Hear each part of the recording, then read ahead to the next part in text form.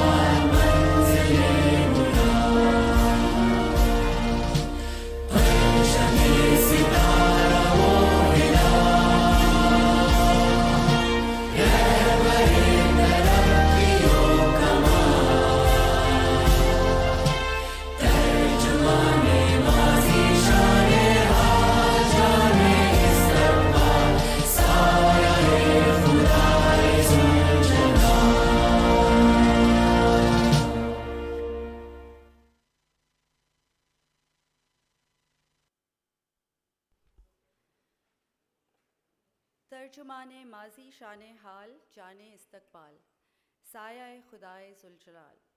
So these are the last few words of the national anthem of Pakistan, which if translated in English means interpreter of our past, the glory of our present, inspiration for our future, and symbol of the Almighty's protection.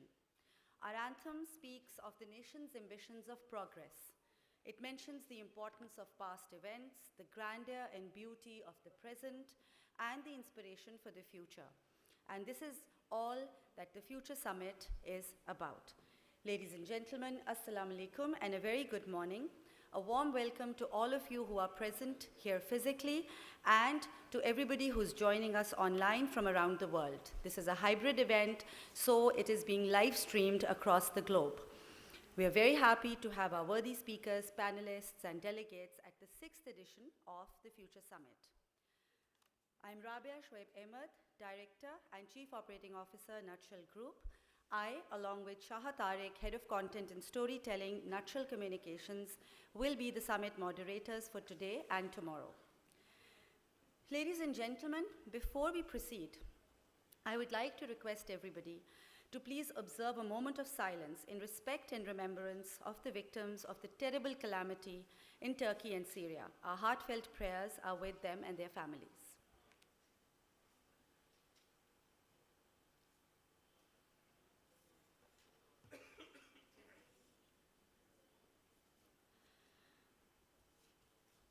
Ladies and gentlemen, Nutshell Conferences Group and Engro Corporation, in strategic partnership with Overseas Investors Chamber of Commerce and Industry and Habib Bank Limited, and special collaboration with Unity Foods Limited, are thrilled to have the movers and shakers from the business and corporate sectors, the public sector, the government, and the intelligentsia from Pakistan and around the world, all gathered here at the Mövenpick Hotel at Karachi, the City of Lights, and the financial capital of Pakistan.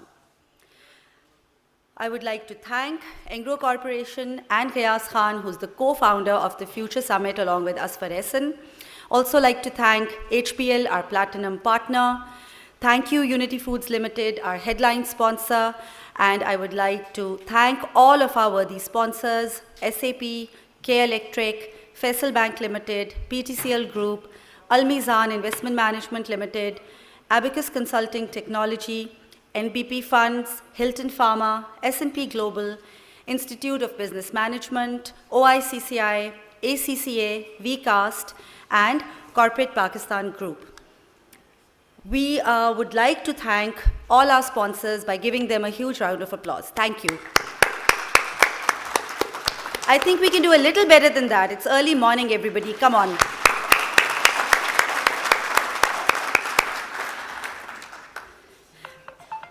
We must mention all our speakers, especially the 20+ international speakers who've traveled from different parts of the world. Many of them have been globe-trotting for a number of days and have had little rest over the past few days. So we're honored to have a multi-continent, multi-ethnic group of people all under this one roof. We have speakers from the Gulf, UAE, UK, Europe, USA, Africa, and more. We also have 35+ speakers from Pakistan's corporate sector and the government. All in all, a stellar lineup of speakers and panelists, so please give another round of applause to our speakers and panelists. And also, everybody who's woken up at 7 a.m. and who's arrived at 8:30, including myself, let's give ourselves a round of applause. Okay, so on that happy note, let's now move on to the theme for this year's The Future Summit. The theme this year is Prepare for Disruption. And a major part of the discussion in this 6th edition of TFS will revolve around disruptive thought, disruptive innovation, disruptive technologies, and much more. Listening to our worthy speakers and panelists today and tomorrow will give you a peek into global trends of change as they evolve. From leadership and strategy to geoeconomics, and from digital transformation to DEI, our thought leaders will be sharing ideas about what the future will look like, how things will evolve, and how all of us, through collective ideation and execution, can change the shape of our world. So now, ladies and gentlemen, I come to our inaugural session. We already have all our speakers on the stage, in addition to other dignitaries. So I'll delve right into it, and I would like to invite the founder and CEO of Nutshell Group, who's also the founder of the Corporate Pakistan Group, Asfar Ehsan, to deliver the welcome address.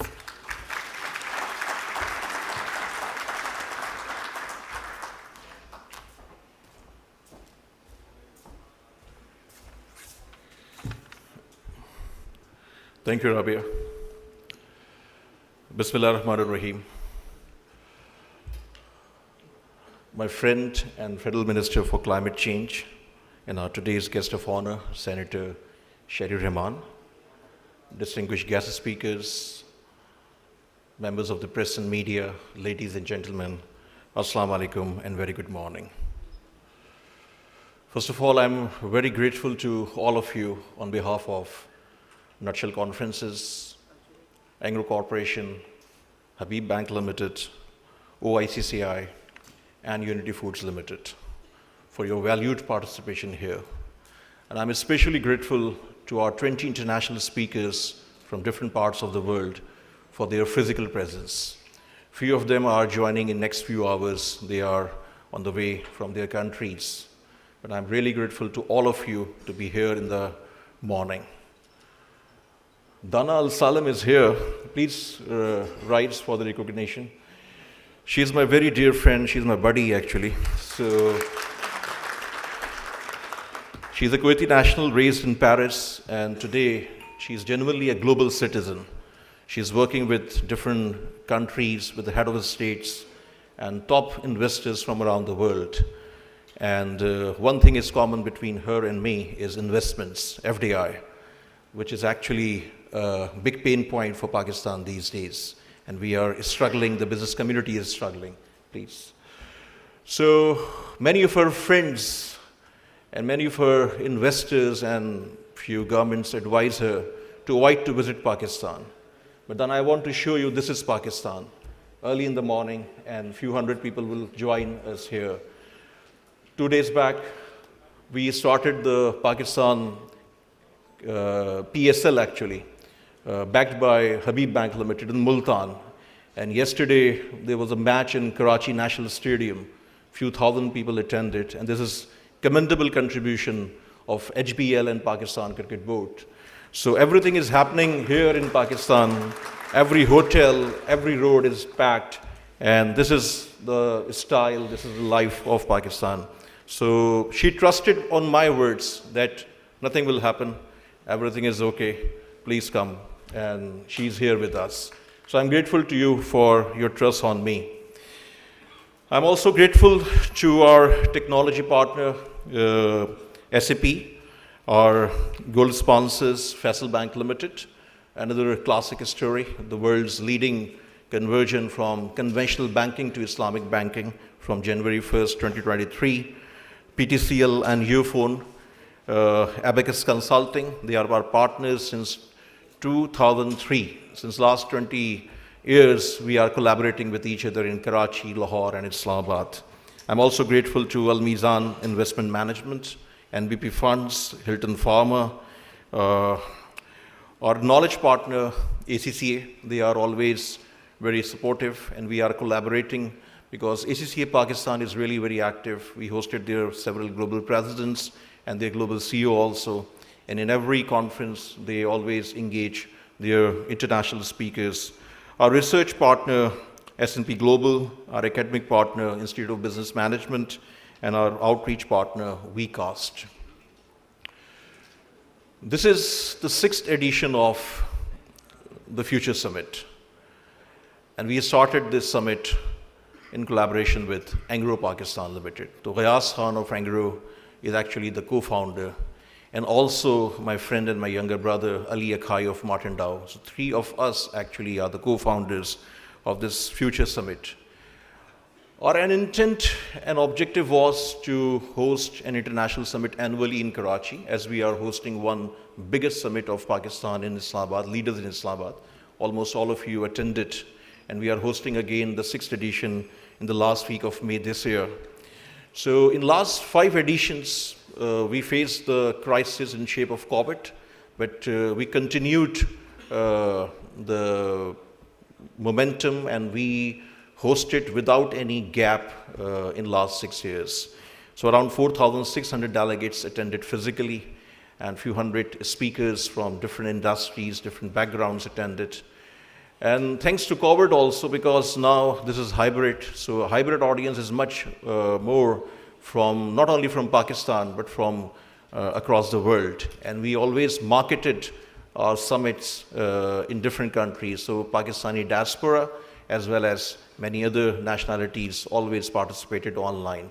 So this is age of virtual, digital, and we are utilizing this platform, digital mediums, for the maximum outreach to convey our message. Our theme for this year is Prepare for Disruption. Actually, This is the age of technology. We are observing the geopolitical affairs, especially after the Ukraine-Russia war, and so many other things. As far as Pakistan is concerned, I think I must say that this is not the first time what we are facing these days, which is called political instability. I personally believe that this is a temporary phase. Yes, we should work on the continuation of governments, the continuation of policies. This is important for the businesses. This is important for the investors. But at the same time, whoever is working in Pakistan, yes, in some sectors we are facing the problems, but overall, this time will also pass. The need of the hour is the collaboration among different stakeholders, including the mainstream political parties of Pakistan and other stakeholders, including the Pakistan military, the Pakistan judiciary, the Pakistan media, and also the business houses. So I was talking to Muhammad Aurangzeb, who is my favorite banker in Pakistan, and we were discussing about the charter of business, not the charter of economy, because continuation of policies and hand-holding and the facilitation to our existing investors, whether they are multinationals or the foreign investors or they are the local investors, the continuation of policies and supporting them, facilitate them, is the job and responsibility of a state of Pakistan. I'm not pointing out any government, any political party. I think this is collective responsibility. And if there are some crises, I think this is our collective responsibility to resolve these issues. So need of the hour to sit together on 8, 10, 12, 20 big issues and please make and build a consensus. This is what we need in Pakistan today. Our nation is talented. My friend William Bobine is here. He's the biggest investor in Pakistan right now as far as the startups are concerned. Currently, he's investing in 17 companies and the big companies. So he's a very dear friend. He's investing more. He's exploring more options. So yes, they are trusting Pakistan. They are trusting the Pakistanis. But a state of Pakistan should also develop policies for long term. This is need of the hour, and this is my message because Pakistan is a land of opportunity, everyone knows. But this is the time to deliver also. Between countries' relationship, there is only one interest, and this is economic interest. Our foreign policy should be based on economic interest, not on religious or any other interests. And this is how world is operating today. This is how global corporations are operating today. This is how global investors are operating today. And this is what we should do as far as the Pakistan is concerned. So there is a need of big rethink, a big rethink not only for the sitting government, but all the political stakeholders in this country, all the other concerned stakeholders in this country. Without collaboration, our journey will be toughest and toughest and toughest. So this is my only message. In the age of disruption, in the age of digitalization, in the age of globalization, and in the age of competition between the countries, between the corporations, we should be united as one Pakistan, as one nation. And this is also the responsibility of the nation to support the overall system and build the pressure on our political stakeholders, on the governments, on the concerned stakeholders to be united for the sake of Pakistan. And this is my last message for the welcome address, and I'm again grateful to all of you. Next 2 days are very exciting. Our many other speakers will join us here to discuss about the emerging issues. and I hope that all of you will enjoy and benefit from this summit. On behalf of the organizers, I'm again grateful for your participation. Pakistan Zindabad.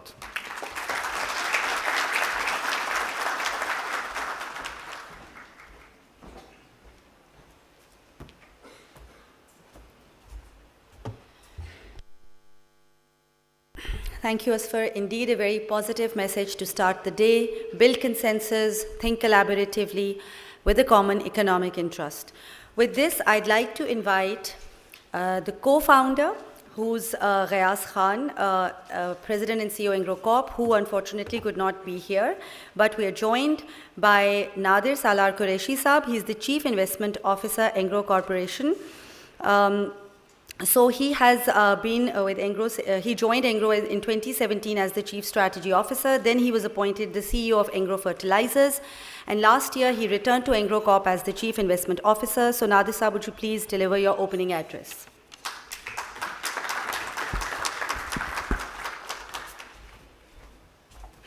Thank you, Amar. Bismillahirrahmanirrahim and Assalamu alaikum everyone. So for those of you who were hoping to see Ghayas, my apologies, and I'll try to minimize your disappointment. This might be deja vu for some of you because I was on this stage 5 years ago in very similar circumstances. But I think the focus for this conference, and I want to thank Asfar for providing Pakistan this platform where we can share our views of the best and brightest that we have. This room captures the leadership of this country across sectors, across disciplines, and some of the most seasoned and smartest people we have to offer. And it's, I think, a tremendous showcase of what Pakistan offers to the world. But that requires us to take a long, hard look at ourselves. And I want to draw on a thread that was raised by Maheen on this very platform just a few weeks ago. So Pakistan is the 5th most populous country in the world, and it's less than 0.4% of global GDP. The question that we have to ask ourselves, given this existential crossroads that we find ourselves, where we are now at the mercy of a multilateral organization to bail us out of holes of our own digging.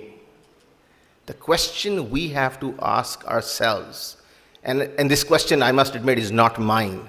It was the question that Lee Kuan Yew used to ask when he founded Singapore, is what makes us relevant to the world? If you're the 5th most populous country and you're 0.4% of global GDP, something somewhere is deeply amiss. And when you're at the beck of a multilateral global organization, and all your friends have said, get them on board, and then we'll come to help, because that's our credibility, the question we have to ask ourselves is what is amiss? So how did the 5th most populous country end up being essentially irrelevant to the world? That's a really bitter pill to swallow, isn't it? We have this tremendous country, geographically rich and diverse, massive mineral wealth, a population that is young, vibrant, and yet we're irrelevant to global proceedings. I was, recently there was a contingent of nearly a dozen of us from across Engro at Davos. And we heard Minister Rahman give an incredibly impassioned, eloquent speech about Pakistan's need for help from the global community. But other than that forum, and there was a dozen of us across there for a week, there was not a single session in which Pakistan was mentioned. And I ask you again, what does Pakistan offer that makes it relevant to the world? सवाल ये पूछने वाला है. And at the end of the day, if there's one thing I've learned in corporate life, it is you don't manage problems upwards, you manage solutions upwards. So being given that that's my training, what I thought about is, okay, so what is it that we can bring to the global table? And the answer, there were only two answers that I could come up with. The first one was that population that we all talk about, right? So if play a very macabre experiment, what would happen if the nation of Pakistan didn't exist tomorrow and everyone who was a Pakistani citizen didn't exist tomorrow? What would happen in the world? It's a horrible experiment to play. Sorry that we're doing this early in the morning, but it does get better. Bear with me. The only disruption that would happen essentially is a number of projects in the Middle East would slow down because we're a very considerable part of that labor force.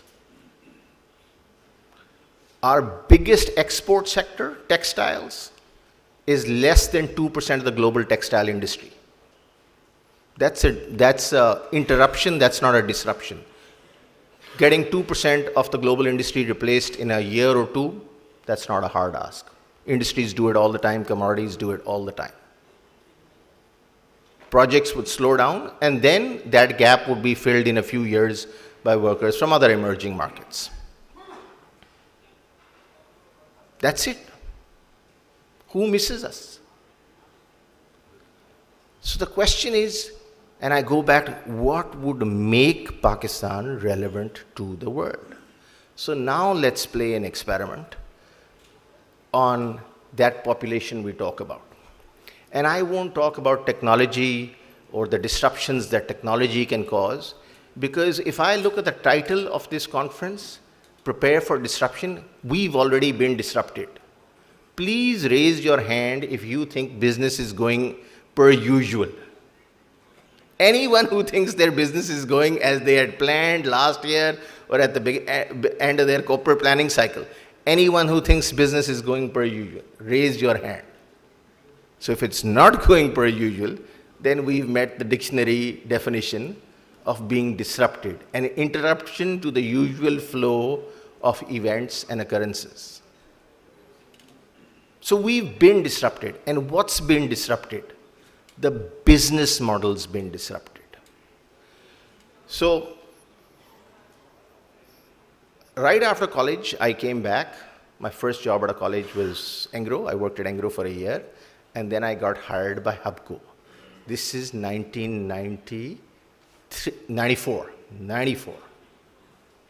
93, 94. I was employee number 14 in Hubco, the first Pakistani in the engineering team. And hand on heart, at that point in time, there were only two power projects. Hubco was the first IPP, which was developed about the same time. If you had polled everyone in that company, nationals, expatriates, everyone would have said, these are the only two IPPs that are going to get built. The entire focus will be on transmission and distribution because that's where the problem lies. Generation isn't the problem. It's just the easier modular one to fix because you have a plant limit and plant battery and you can build a plant. That's the problem. That's what will get fixed. So Hubco was done off imported furnace oil, which was done off indigenous gas. That was pretty much the last project done on indigenous fuels until the Thar projects very recently. We have a nearly 30-year window where the entire edifice of our energy construct was built off imported fuels. Furnace oil and then LNG. The business model is wrong. You build the entire energy edifice of a country that has largely stable, let's call it that, exports, but the entire energy edifice of it is built off imported fuels. That is an unsustainable business model. And our business model is now being disrupted. 30 years of an unsustainable business model is being disrupted. It's as simple as that. Rule number one of getting out of a hole is stop digging. So we've built an energy edifice of this country with massive multilateral support, for which we were very grateful at the time. But it's an unsustainable business model. The business model is being disrupted. So, how do we fix it? Well, the first thing is you focus on indigenous sources of energy, because energy, you can't run a growing emerging market on entirely imported energy when your exports aren't growing. And I'm not going to get into policy on exports or trade reform and all of that.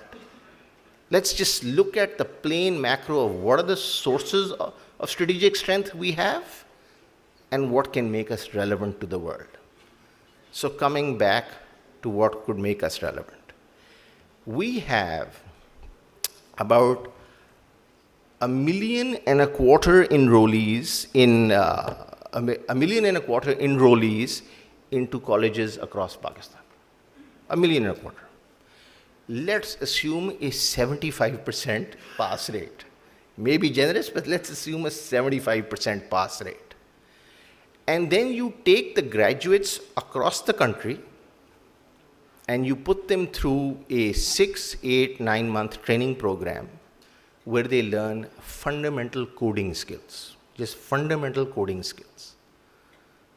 And you get them a job doing code, basic coding stuff, designing web pages, solving those problems, which can command, let's call it, an income of $50,000 a year. Average programming salaries in the West are well over 100,000, but let's call it, so you're doing basic stuff, lower value stuff, 50,000 a year. That in itself would be an incremental amount of $9.5 billion incremental dollars in export. Because you've got the people. Now, if this looks like an insurmountable problem, because we're saying, you run these numbers, you're talking about, let's calling it a little over, it's 287,500 people. But let's not get precise where we don't have precision. 287,000 people would need to qualify for this program. Last year alone, Tata Consulting, one company, hired 100,000 graduates in calendar year 2022. It can be done. Companies are doing this globally. One company did 100,000. We're saying 287,000 people could get you $9.5 billion of export dollars in the country. These solutions exist. So Google's got a program out there online that tells you, run through this program, self-paced, it should take you 6 months, solve these coding problems, you get an interview with Google.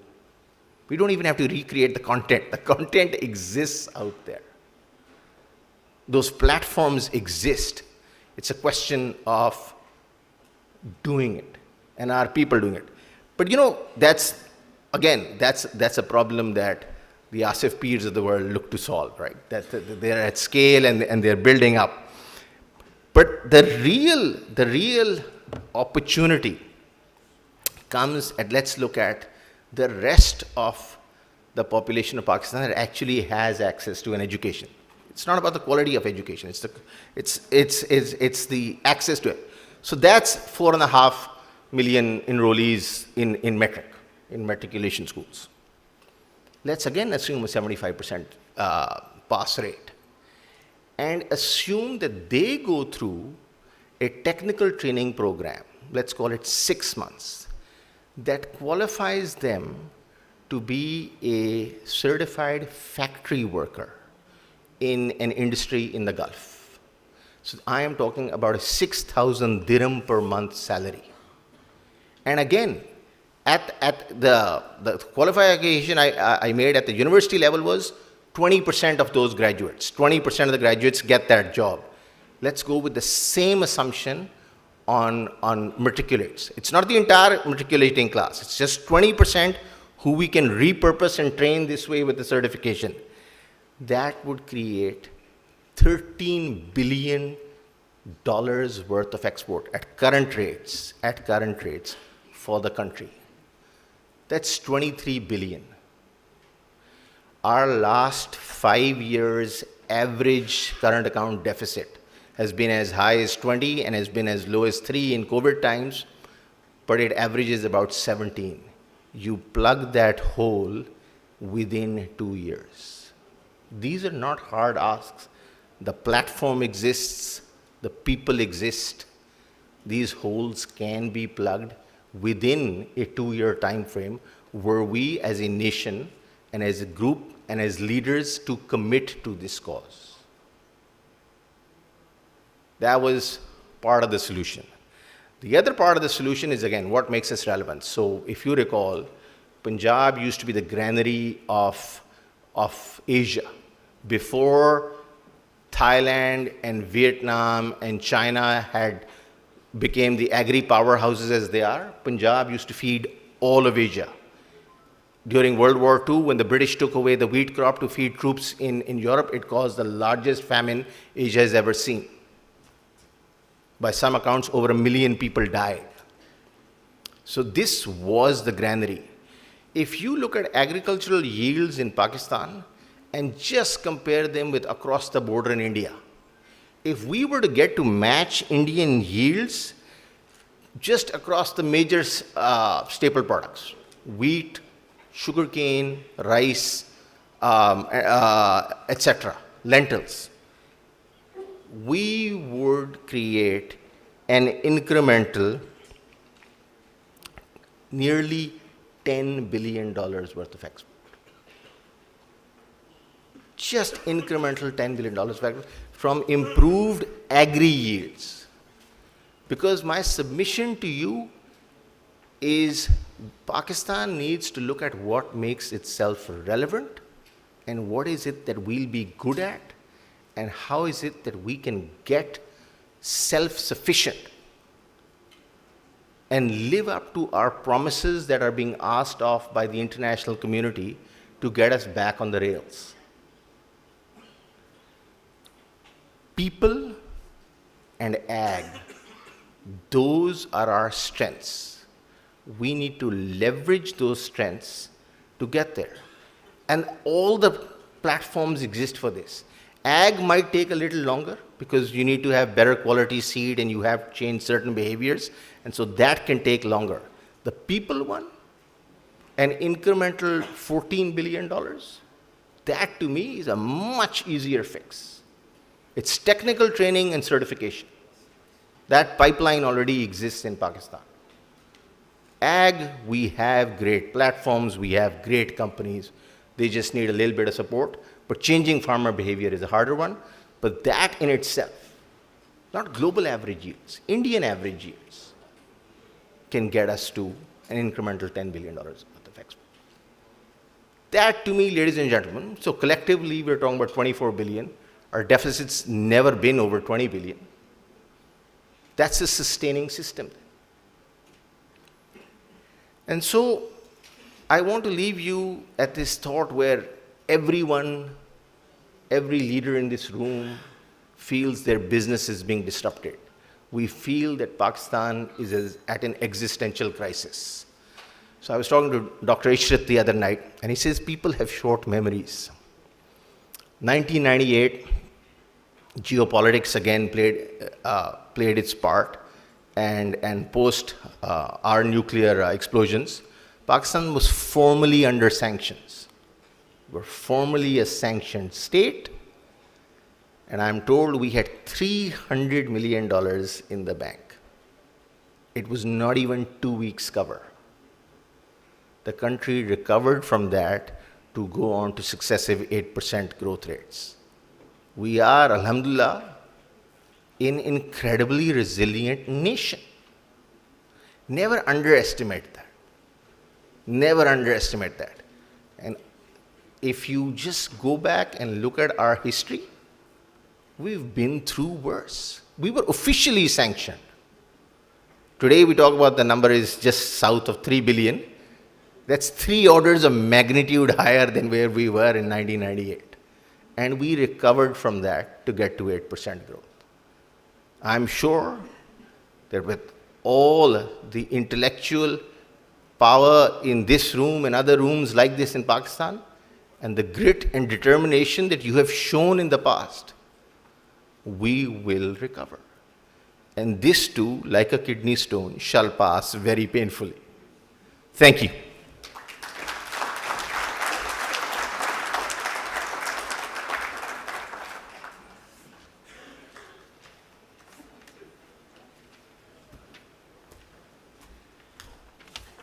So thank you very much, Nadir Saab. Thank you for showing us some positivity, some hope, and in your own words, pushing the solutions upwards. We need this collective wisdom and commitment, especially of organizations like Engro, and definitely you filled in very well in Riyas's shoes. We do look forward to seeing Riyas also tomorrow, who will join us on the session on Pakistan's economy. Ladies and gentlemen, I would like to again tell you that this session is being attended by online participants as well. We are currently live on Nutshell Group's YouTube channel and Facebook page as well. Kindly please do tweet and upload about the summit, even while sitting here. The hashtags that we are using are hashtag #TheFutureSummit and hashtag #PrepareForDisruption. They're also being displayed on the tickers on your screen, so please tweet away. So now I'd like to invite our next speaker for this session, the Chief Executive Officer of Jazz, a wholly owned subsidiary of Vion. He's been a member of the Global Executive Committee of Vion, leading its emerging markets, or the EM division. Amit has held senior leadership positions in Telenor, Ford Motor Company, Jaguar, Land Rover, and Mobilink. His career spans over 25 years, although it doesn't look like it when you look at him. So Amir, please, I'd like to invite you for your address. Thank you. Thank you, Rabia. Assalamu alaikum. I was going to divide my talk today in 3 sections: Pakistan, Telecom, and then the emerging environment or emerging technologies. Nadir has already given a flavor of Pakistan, not a hugely positive one, but that's the reality, and we mustn't ignore the elephant in the room. But I'd like to keep my talk somewhat positive, although of late I've been talking about digital emergency, digital catastrophe, and trying to scare the government that unless we make the right policy interventions, we are heading towards digital dark ages. But given that you've already done that to a certain extent, I'll try to improvise and perhaps lift our spirits. Today's problems are perhaps yesterday's solutions, but that doesn't mean that today's problems shouldn't become tomorrow's solutions. I started my career very similar to yours in 1994, and in a different way. Telecom has done remarkably well, and I was talking to Shahid Saab this morning. At that time, we were thinking about an ARPU of $68 and 500,000 connections in total in the country. Today, we have 190 million SIMs. Unfortunately, the ARPU is less than $1, and I'll talk about that, and that brings me a lot of pain. So since you've covered the first section about Pakistan, and certainly we do have short memories, this is a crisis and this too will pass, but we must brace for the disruption. And as business leaders, we must ensure that our companies can pass through and survive this 3 to a 30-month horizon that I think is going to be difficult and challenging. Energy, fuel prices, foreign currency constraints, you have some elements of deteriorating law and order situation, but again, this does not mean that there isn't really going to be a rosier future that we have to collectively build. I will save that section on Pakistan and perhaps give you back the 5 minutes that Nadir overtook. That's okay. But I will now pivot more towards telecom and then more so towards emerging technologies. So telecom is not a sector anymore. It's a cross-sectoral enabler. It's the electricity of the future, and as we say, internet is the electricity of the future and data is the new oil. Unfortunately for us in Pakistan, we are not priced like oil or energy. And that basically creates a number of issues for us. Now, if we have to keep on moving forward when we talk about a cross-sector enabler, every sector, every industry is going to become technology-oriented. So finance is going to become fintech, education is going to become edtech, agriculture, agri-tech. And if you think about it, the challenges that we have as a country, we have, by estimates, about 25 million kids out of school. They will not be able to get an education in the traditional means. We do not have enough time. Perhaps we do not have enough bricks, teachers, to be able to put them through. However, you give them a device like this, and if you throw an internet connection, then at least basic literacy can be given to them. And that's what we need as a nation. We can't leave people behind. We can't leave 25 million children behind, and every year that number may unfortunately increase. So the thing about telecom, yes, we will continue to build towers, we will continue to sell SIMs, but that's not where we're headed. For us to be relevant as a sector, for us to be able to play our part in making sure that Pakistan is a more prosperous country, we have to make sure that there is a smartphone in every hand and an internet connection in every home. And that responsibility lies on 3 or 4 companies in Pakistan. 98% of the internet users in Pakistan are on mobile. I had the privilege and a responsibility to be working with the Prime Minister more recently on the PM task force on IT and telecom, and I will talk about the software opportunities that Nader alluded to. But before we do that, I want to address one element, and that is around 5G. Now, there is a lot of expectation, and many countries around the world have embarked upon the 5G journey. Customers typically think that 5G is faster internet. Governments think of 5G as a means of making tens and hundreds of millions of dollars in auctions. The vendors of equipment think of 5G as an opportunity to boost their sales. Yet the telecom operators think it's none of the above. So let me explain what 5G is. It is certainly an exponentially better technology, but if we just want a faster internet, which everybody deserves in this country, and a more expansive one, a more robust one, we certainly can do a much better job with the existing resources that we have. What we do need is a faster internet and a more robust one and an affordable one, and 4G can do that. So I will pledge that basically us as a country should get towards 4G for all rather than 5G for a few. Today, less than 1% of the devices in Pakistan are 5G equipped. The average price of a 5G handset, the lowest entry model handset, is about $200. That would make it more than 55,000 rupees today. And unfortunately, we're still struggling with how to classify telecom as an industry. While for most of you, it has reached the prominence and the importance of a life-saving drug, because every time your call drops, you give me a call, or if the internet is working slowly, we get blasted on Twitter. And that's something that you do deserve. You have gotten used to deserving and to make sure that there is internet and a robust internet for everyone. However, the government today still thinks that telecom is a luxury sector, and it is taxed as such. And that thinking must change. And it mustn't change only because I, as a CEO of a company, am saying so, but because if we do not change that thinking and we think that education, which will come through edtech, is a luxury, we can't afford to think like that. That's a fundamental thing and an ask that I have, and I've consistently had.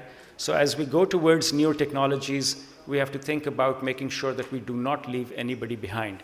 And whilst the numbers are quite impressive, and we talk about 190 million SIMs in terms of the real number of people, it's probably only about 110 million people because of the dual SIM phenomena. Now, the unique thing about Pakistan is that it's an area where a phone like this costs you about $2,000, going back to the luxury thing. This is, by the way, an older phone, so it's probably $300-400, but the new iPhone is about $2,000 here in Pakistan. That thinking has to change. I think every child is a smart nation. If what we aspire to be, we want to make sure that we equip them with education, and that education, like I said, is going to come at the back of affordable smartphones. And that thinking within the government must change. And I certainly do my part. My colleagues within the industry try to do theirs as well. For us to survive, and I'm not a futurologist, but certainly within my own sector, I can tell you that we are struggling and pivoting from what we expected the government to do, we have to take some ownership for where we are ourselves. And certainly, I think we should be able to price our products in line with inflation. And that is not only relevant for us as an industry, but I think anybody who's sitting in this room and running organizations and in leadership positions must embrace yourself for the disruption that Nader has already alluded to. He said, raise your hands if your business has not been disrupted. Ours has been completely disrupted because of 3 or 4 forces. The first one, we talked about energy and fuel prices. So as a telco, I run about 15,000 factories. These factories are towers. They need electricity. When the electricity goes away, which is for about 10 to 12 hours a day, I have to rely on batteries, for which I have to spend dollars, which are becoming more expensive and scarce.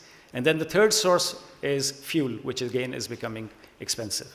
So again, for everybody over here, think about how do you minimize not only your energy costs, but also any dollarized cost.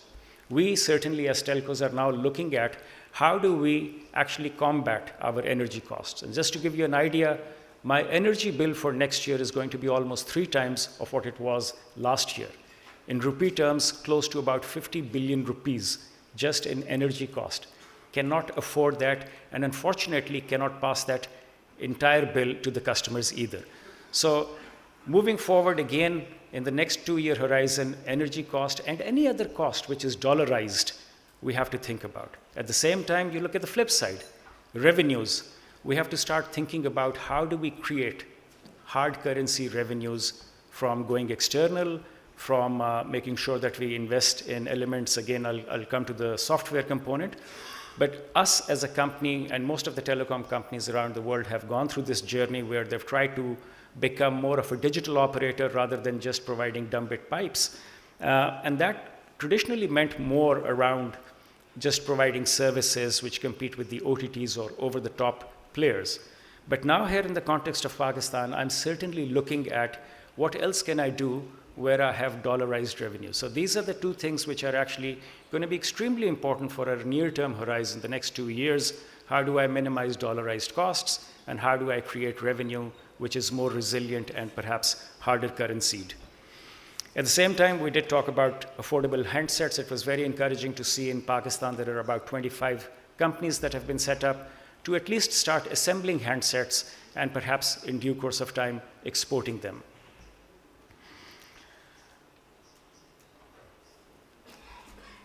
Enough about telecom. Now let's look at adjacencies from telecom. And the biggest one that we believe in, and I look forward to hearing from Aurangzeb also, but we're entering into his space, which is banking and payments. And that's not just us as telcos, but I think one of the bigger gaps in Pakistan still is that we are a massively underbanked country and an underbanked society. Our reliance on cash is very high, and that slows down transactions, that slows down commerce. And while we typically think about consumer lending, I think one of the things that has been neglected in the past has been small, medium enterprises and giving them enough working capital so that they can become larger organizations compared to the small startups that they have been resigned to.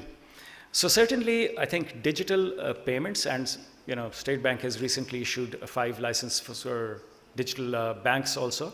But with or without those licenses, I think one of the biggest opportunities for us as a country is to make sure that not only do we put a phone in every hand, but we also equip every person with a financial instrument, whether that's a saving instrument, a lending instrument, or just an ability to make a payment.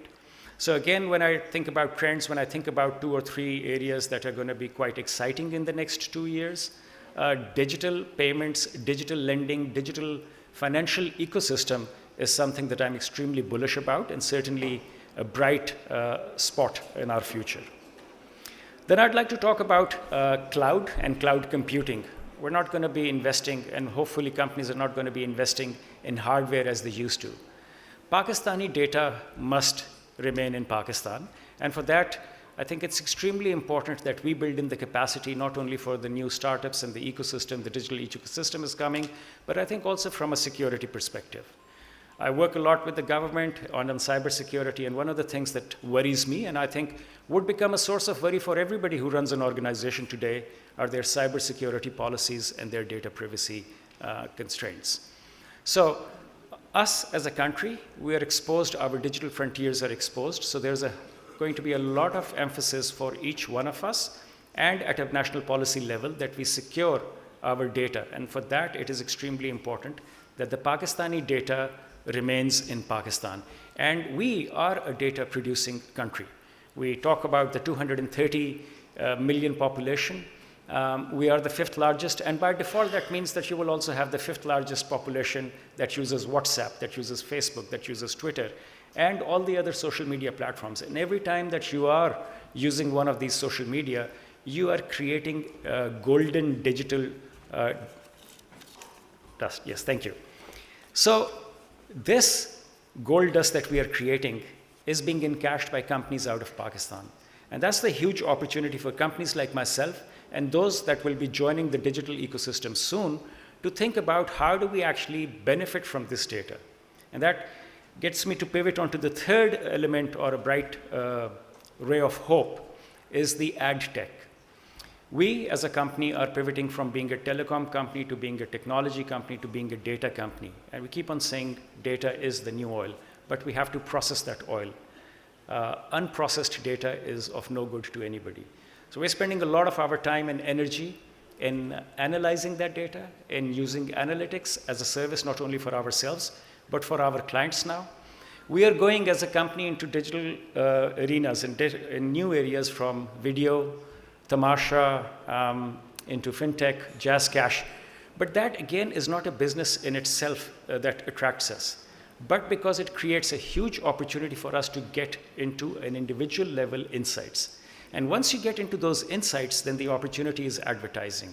So again, for people who are really thinking about what are going to be the evolving and the emerging trends coming out of Pakistan, I would say yes, 5G perhaps would be a little bit late in Pakistan. I don't see the relevance. I don't see why we should spend our scarce resources as a country on 5G that benefits only 1% of the population.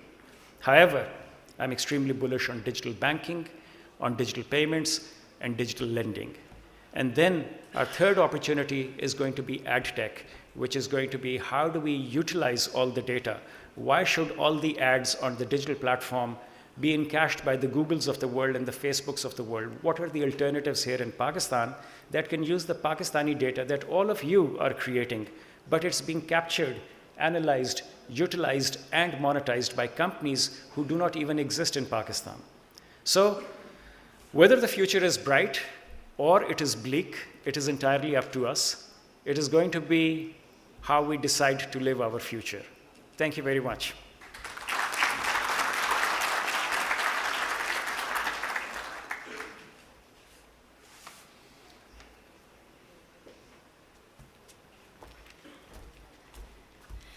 Thank you very much, Amir. So coming from the CEO of the largest telecom service provider in Pakistan and the highest number of customer base, we're very happy to hear him saying that telecom is a cross-sector enabler, and thank you for those positive thoughts. Now we'll move on to another very eminent speaker, the President and CEO of Pakistan's largest bank, Habib Bank Limited. Mr. Mohammad Aurangzeb has been President and CEO of HBL since 2018. He has a rich international banking experience of over 30 years, and more than 90% of the audience in this room already knows who Mr. Aurangzeb is. So without further ado, sir, I'd like you to please come and deliver your address.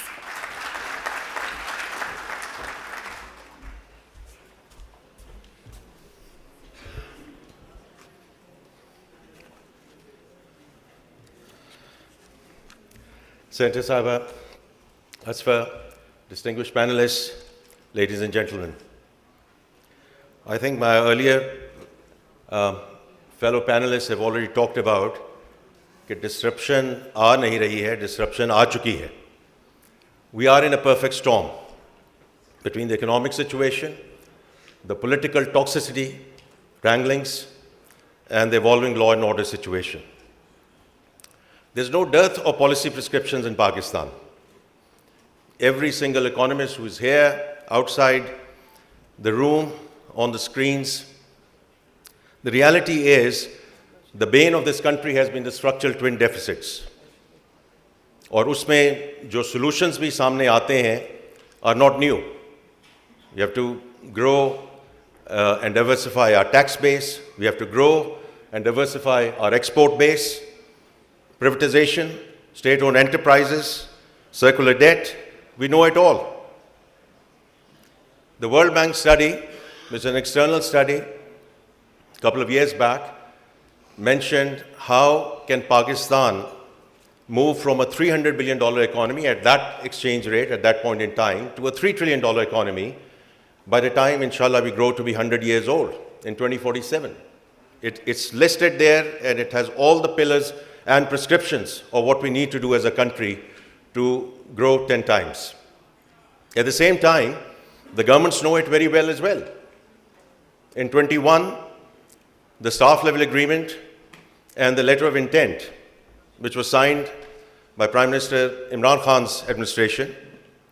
In September of last year, under Prime Minister Shahbaz Sharif, Miftah signed a letter of intent and a staff level agreement, और उसमें सिर्फ 19-20 का फर्क है. So we know exactly what we have to do and what we are committing as a country and as a nation. So इसमें कोई rocket science नहीं है कि what we have to do and why we have to do it. The problem and the issue is the how and the who part of it. We falter in execution.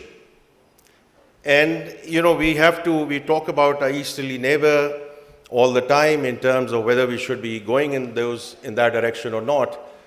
But I would just put in two other examples. Bangladesh, right? If you look at 4 things that they have done very successfully. Policy continuity, 12 years of policy continuity.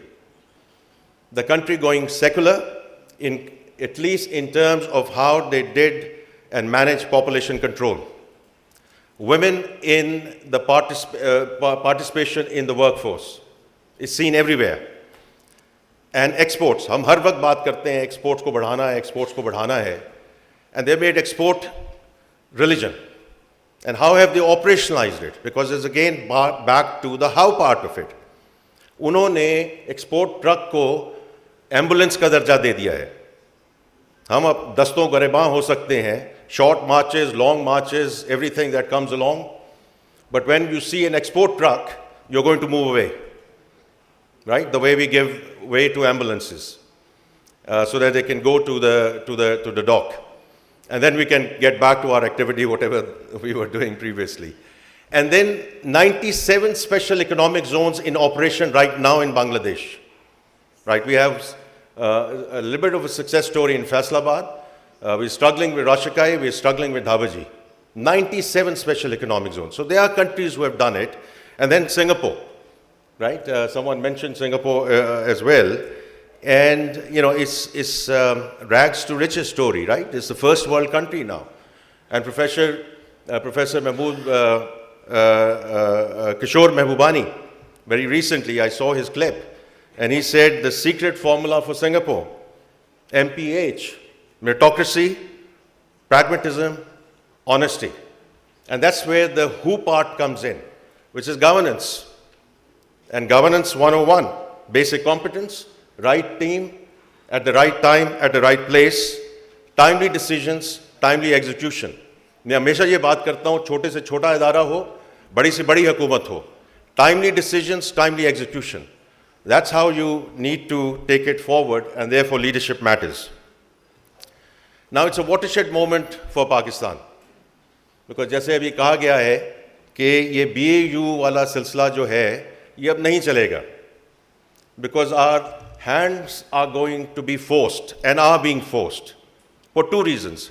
One thing is, ये जो हम IMF की बात करते हैं, we are not going to graduate from this program. We are in EFF Part 1. Whichever administration comes back after elections, they will have to deal with EFF Part 2, right? So we are now not a one-term thing with respect to the fund. And as I just mentioned to that as well, I mean, all the structural benchmarks that we commit to the fund are not something which are not in the interest of the country. They are absolutely aligned with what we should be doing as a country to start with. So it is a Pakistan program. It's not a fund program. So This time around, we are there for medium to long term, right? So that's one thing which is going to force our hands. Secondly, friendly countries, right? So I think it's now quite clear, which we've always thought was going to be the case, but one of the friendly countries' finance minister did not mince his words in Davos, where he said very rightly so, get your act together. Get your structural reforms going. We will help you if you help yourselves. And it's absolutely the right thing to do. That's one. The other thing is about the friendly countries. I think even if we get something in the short term, in terms of deposits and deposit rollovers, these friendly countries are now investor savvy. They want equity investments and they want board seats. And again, rightly so. So I think this time around, we all need to think through how we are going to rely on this external support as we go forward, because we are in a new norm. We are now in a new world order. The third thing I want to talk about before I talk about a little bit about HBL is the role of the private sector. Ihsan Malik Saab yahan baithe hain as the CEO of Pakistan Business Council. Yesterday, we released our views on the minimum consensus on key economic reforms, which is indeed around Charter of Economy, where the political parties should come together and sit down and think through where are we going to take this country forward. But apart from that, जो अभी earlier एक point कहा गया, असफर ने उसका जिक्र किया, I borrowed it from actually a very good friend, so it's मेरी इख्तिरा नहीं है, the Charter of Business, which means the businesses have to think through across chambers, across sectors, कि हमने अब करना क्या है. बहुत अच्छा आमिर ने भी जिक्र किया, the earlier speaker also talked about it, the business models need to change. बात करते हैं हम elite capture की पाकिस्तान में, और इसमें I am a big fan of Professor Atif Mia, the way he talks about the economy, etc. And उनका एक कहना है, which it sort of resonates with me, कि there is actually nothing wrong with elite capture, as long as that elite capture does the right thing in the country. So he gives the example of South Korea. Samsungs and Hyundais of the world are elite capture, but they are focused on exports. यहाँ वो जिक्र करते हैं elite capture की with a double whammy. We have elite capture and then everything is going into real estate. Can't happen. We cannot have elite capture and do the most unproductive thing in the world in this economy. So now these are things which people would like or not like, but we now need to speak up. And we now need to speak up as private sector to how we are going to take this country forward, because we have to stop looking towards Islamabad. Because Islamabad might be giving us things which they can't afford anymore. And therefore 6 months later they have to take it back. So ये एक चीज़ समझनी है कि ये एक new paradigm है private sector के लिए. And the private sector now, as I said, will have to think things very differently. So now just coming back to banks and HBL, because we can talk about what others should do, but what is HBL doing?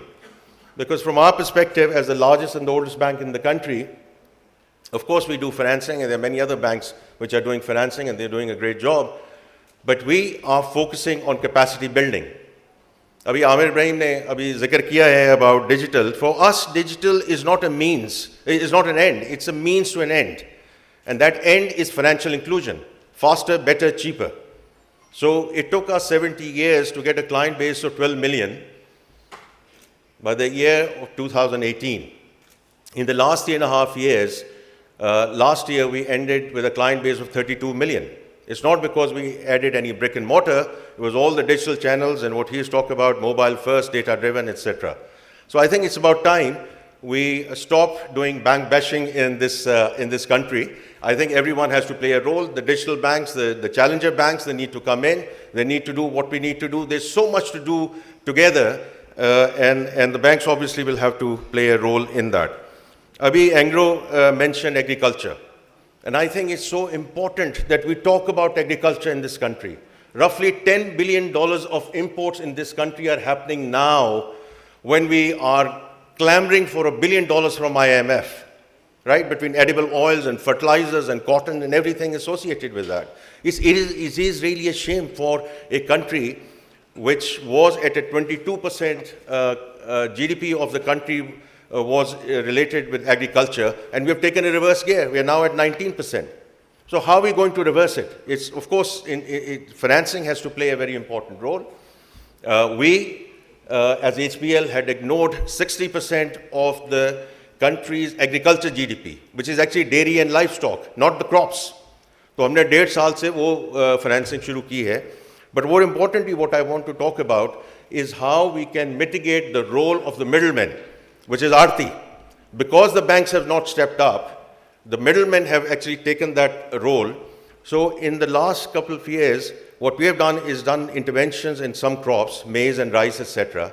So we said we will provide the agriculture input to the small farmers, right? Seed and fertilizer. We will provide them the agronomy services and mechanized services, and we will assure their offtake. So in the last 2 years, in the areas that we have intervened, the yields have gone up by more than 20%. The money which has gone into small farmers' pocket has gone up by more than 100%, because we have taken that role of the middlemen who implicitly charge 70-80% for the small farmer. Now our intention is to scale it up, because interventions are fine. So we have now requested and put in an application to the central bank that we make HBL services, Zarai services as a separate entity, and we sort of scale up all of this stuff as we go forward. SME की बात हुई है, बड़ा important है. The banks again were not playing our role, especially in the S part of the SME, because the S part of the SME, हर वक्त हम जाके कहते हैं आप हमारे साथ क्या चीज़ गिरवी रख सकते हैं. We have to stop in our mindset the collateral stuff, and we have to start thinking about value chains, supply chains, and look at the cash flows on the basis of which we can finance the S part of the SME. And the last thing, I just want to mention again the freelancers, right? हर हुकूमत आती है, हर government आती है, वो बात करती है हम करोड़ नौकरियां देंगे, 50 लाख नौकरियां देंगे. The freelancers, if you talk to Pafla, उनके साथ कोई तकरीबन 1.5 लाख लोग इस वक्त registered हैं. But I think informally we know there are roughly 2 million plus freelancers in this country, which is the biggest upside that Amir also referred to in terms of IT exports, etc. Now, where again banks have to step up is to make sure we take away their pain on the payment side. And the internet payment gateways, because उनकी बाहर भी कटौती होती है, यहाँ भी कटौती होती है, जिसको $20,000 मिल रहा है, $10,000 मिल रहा है, $25,000 मिल रहा है, हम उनको अबरार मीर साहब यहाँ बैठे हैं हमारे बैंक के साथ, we are trying our level best, we try to mitigate that pain as we go forward. So I think a lot of good things are happening across the banking industry and as we go forward. But my last cheese, in the interest of time, which I just want to mention, because it's a 2-day conference, Asfar, and you have really a galaxy of stars everywhere from tech to finance, etc. And I just want to put it out there that as we negotiate the next few months or the next year, it is going to be a painful period of adjustment as we adjust our lifestyles, as we adjust our business models, because it's a combination of 2 or 3 things. One is the inflation part. The headline inflation is what it is. In the food sector, I'm not an economist, but we are probably already in the hyperinflation stage. Unfortunately, it's still going to go further up. We have unemployment rising in this country. It might hit double digit. And the last thing is roughly 20 million people are going to go below the poverty line. Now, while we have the Benazir Income Support Program, and it's very good to know, Senator Saba, the Cabinet has already approved additional 40 billion under the BISP program, I think, which is very encouraging, and I think it's the right thing to do. We are very closely involved as HPL because roughly 80% of BISP payments are dispersed through us. So I think it's very good. But we have to look at all other sectors which are going to be impacted by this as we go forward. And I do think everyone and all the thinking stars and people who are going to be here over the next 2 days, I don't have all the answers. The only thing I would say from the banking sector and as HBL, we will stand by our clients through the cycle, period. right? So that's what we should be doing as banks and as HBL. But I would encourage all stakeholders to think through this as to how we negotiate this pain as we go into the latter half of 23, early 24. Once again, that's very kind of you for having invited me here. Thank you.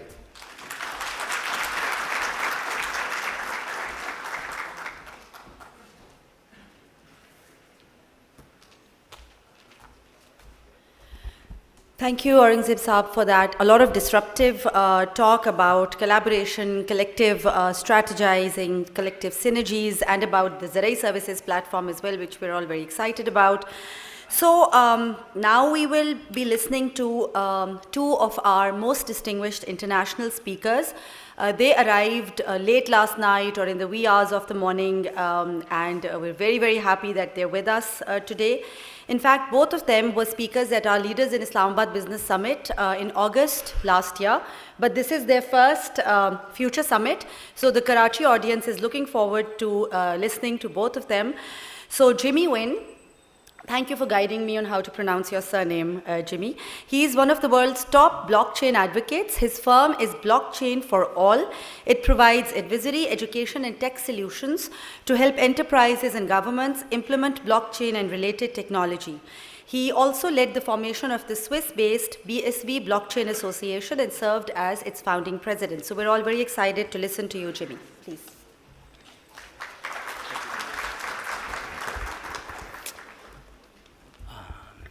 I love the word win. The reason is because I was born in Vietnam and raised in the United States, and people in America cannot pronounce my last name, which is really Nguyen in Vietnamese. So growing up, we had to find different ways to say it. And a lot of people now in the US, and apparently here in Pakistan, are introduced to the word win. It's become kind of my brand name my whole life as a young lawyer in the 1990s in the world of digital technology that was advancing with the internet then. And it's defined what I want to tell you about today, which as you prepare for this country to help disrupt the future, I want to help show you, not just tell you, how to build new worlds of win with technology. And most importantly, how to link that to the past. When we use technology to build the future, it's only as good as how we're trying to advance our past, such as the imperial city of Hue in Vietnam, where my father was born, and which I still want to visit because it's got the best noodle soup in the world, not pho, Bún Bò Hue. But this is what they built in the imperial city, the former capital of Vietnam. I was raised in Los Angeles, really with an early career in the digital technology world of entertainment and media. And this is what's happening today, where you can digitally twin entire cities, such as a company I'm working with, that is doing this to create metaverse environments so that we can engage conferences like this, entertainment, healthcare, in a digital metaverse. So going from where I came from to this is how we take our culture and history to build new worlds of win. I think there are 4 key pillars to that in today's technology world that I want to show you about very quickly to help inspire this audience and those watching about how you and your businesses and industry sectors can contribute to building these new worlds of win. First, you heard about it already. Financial inclusion is so critical to help empower individuals to access money services better, as well as SMEs. And this is what blockchain technology can really do, because it's really just data infrastructure. It can help achieve more financial inclusions, such as my friends from South Africa, which have a company called CentBee, a mobile digital payment wallet. But they've launched a new service called Minute Money about a year and a half ago, which uses blockchain technology to make more efficient cross-border remittance so that people are not paying 7, 8, 12% or more of the money being sent to family and friends across borders. They're already operating those 8 African countries you can see before you, using blockchain to create an ability to charge a flat amount, 50 South African rand, here about 747 Pakistani rupees, to send any amount of money across borders. That allows a much easier, more efficient flow of money to empower people here and across the world in the diaspora to actually fuel economic growth. But it's not just individuals. Technology can help empower access to capital for SMEs to really thrive the businesses that need to contribute to your economy to grow. So I'm proud to now be a board member of my friend Mohammed Salman's company, InvoiceMate. He's here and one of the people who's often led me to Pakistan. He lives in Dubai as well as here in Pakistan. And his company uses blockchain to improve the efficiency and trustworthiness of invoice management, and is proud to be launching next month in partnership with several of the key banks here in Pakistan that you see on the screen, including Zindagi from JS Bank and Mobilink, a product to use their technology to expedite the process and timing for invoice factoring by these banks to provide credit pools to SMEs to access capital faster to grow their business. This is how we use technology to build new worlds of win with financial inclusion. We can also use technology of blockchain and other data to create a much more world that is connected with IoT and what I call not smart cities or homes, but smart everything.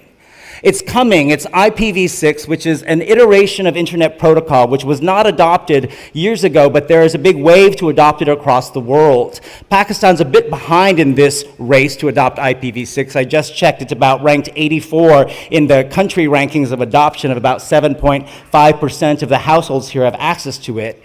It is a version of the Internet Protocol which uses a different addressing system, because IPv4, which we mostly use now, has run out of unique IP addresses. But with IPv6, we can create over 18 quintillion IP addresses, meaning everything, everybody, every person, every pet, every grain of sand in the world could have a unique IP address to be able to send not just payments, but data safely between your belt, your tie, that laptop, as far as eyeglasses, so that we can create a world where technology rapidly sends bits of data and tiny payments around the world. Imagine the potential of that. It's immense. So everywhere in the home, data is being transferred. When you're going through the airport, your passport has a chip which helps to log the authentication of your identity as you're moving through every stage of the passport. There's a lot of potential here. But it also means we need technology to keep this safe. So my friend Mohammed Salman's company is also doing projects such as this with MedDrop, using blockchain technology to better track and trace the use of drones to deliver medical supplies and pharmaceuticals, because of course that creates great potential but great risk. This is how technologies can build new worlds of win that connect us better. Third, we can use technology to build not just AI, but what's happening now, generative AI across the world, where artificial intelligence and machine learning are actually creating things, not just answering questions for us, but creating content. For those of you who haven't tried ChatGPT, I just tried it again the other night, thinking I'm coming here to Pakistan, and I wanted to say, well, I really like to eat, so what should I eat in Pakistan? So I asked the question to ChatGPT, what are the best foods to eat in Karachi? And it says, this was delivered in probably about 10 seconds, Karachi is a city in Pakistan with a diverse culinary scene. Some popular dishes to try in Karachi include biryani, had some, kebabs, nahari, halim, and seafood. Other notable dishes include paratha, samosas, and lassi. Some famous food streets in Karachi are Burns Road, Boat Basin, and Cow Gali. Should I go to all of those while I'm here? Hopefully, yes. But this is amazing, using data collected in databases to actually deliver this information. Now, some people, such as writers, are a little scared, thinking maybe our jobs are going to become obsolete. I don't think that's going to be the case. Lawyers, like I was, are wondering, will you ever need to hire me to write contracts again? The answer is still yes, but it should get faster and easier. And I also decided to ask ChatGPT, since we are here to prepare for the disruption of Pakistan, how can Pakistan disrupt the future? This is what the AI told us. Pakistan can disrupt the future by investing in and prioritizing its education system, fostering a culture of innovation and entrepreneurship, promoting social and political stability, improving its infrastructure, and prioritizing environmental sustainability. Who would disagree with that? I think let's give a hand to ChatGPT for being very, very smart and saying things I think most people here would agree with. But it's not just text answers and content that is happening with AI and generative content. There's also applications such as this one, which is called DALL-E, like as in Salvador Dal, but like Wally, but doll with an E, which allows you to create art by putting in keywords. So I used it the other day, again, knowing I was coming to Pakistan, to say, I want digital art of a man wearing shalwar kameez on the moon. And within 15 seconds, this is 2 of the options it generated. There were a couple others, I didn't like them so much. Now, these are not perfect. These are not great. But in terms of the technologies that can advance our past into the future, create new job opportunities and new growth business areas for people around the world, these are amazing inventions that hopefully inspire you to think about the future. And the 4th and final pillar, I believe very firmly that we are moving to a world of the metaverse, where our interactions in a physical space like this and with physical objects become merged in what I call a phygital way with virtual and digital environments in the metaverse. So we're already seeing this with music and concerts, such as this by the company Wave XR, which, there's some music to this, thank you very much, that has done virtual concerts with top artists, such as like Justin Bieber. They actually did this almost 10 years ago. I get my this technology has advanced even further.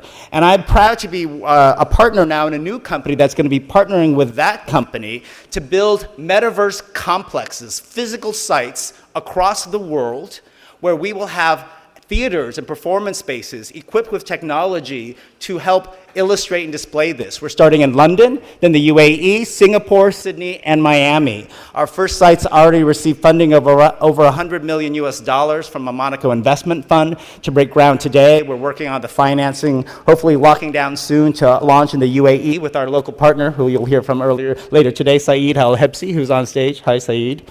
And it's very exciting because it's more than just about the physical space. We're going to have, obviously, vertical arenas and performance spaces equipped with technology to display this, but we're also going to have production studios, volumetric camera studios, and a metaverse educational academy in which we can engage with people not just in the physical site, but around the world, hopefully including in Pakistan. And we're working with companies such as this, which is called Round One, which uses motion capture technology to be able to live stream in augmented reality a performance as an avatar, let's say, of a person, louder please, and actually create AR live stream environments. They used it last year at the BAFTAs, which is the British Film and Television Awards, to have an AR performance of this space in a campaign that people could watch on devices. Pretty ingenious, pretty inventive, and this is just the start to the future of what we're trying to achieve. But metaverse is not just for entertainment. It can be used for education, such as someone studying astrophysics, seeing planets in 3D environments. Or let's say we want to reconstruct history and allow people to go back in time to see what Pakistan was like in many years and decades and centuries ago. Or you can go see the ancient streets of Rome, such as you're about to see in this video, displaying and the ability for children or even adults to go back in time and see what the world used to be like. Again, connecting our past to our industrial future. Metaverse. And industrial The connected use. platforms running on Creating GPU-accelerated mirrors of systems from factories. edge to cloud unlock amazing superpowers, from factory planning to autonomous robots and beyond. Uniting the worlds of information technology and operational technology, the Siemens Accelerator platform uses edge-enabled devices to collect real-time IoT data so that we can be monitoring factories digitally. And finally, my colleagues, Mohammed Spanish, again with Invoice made created a customer service center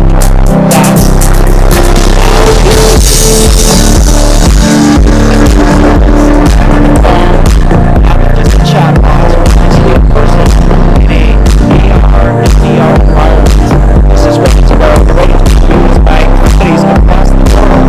Again, something born out of Pakistan, but I think can build new worlds of win for everyone.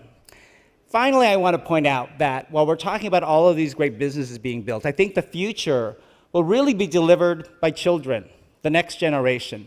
And the perfect example of that is not just Mohammed, but his son, Ibrahim, who's also here, who at the age of 18 has launched his own tech startup, Deciverse, which is a gaming brand that allows the creation for open source games of Desi-cultural themed assets, accessories to be used in games. It's launching soon, and I hope you all check it out, find him here at the conference, and support a future where these types of assets can be used in game environments across the world. That's what I think the ultimate future is, connecting the past, thank you, to the future and a new young generation who I'm sure will surpass anything and everything we've ever done.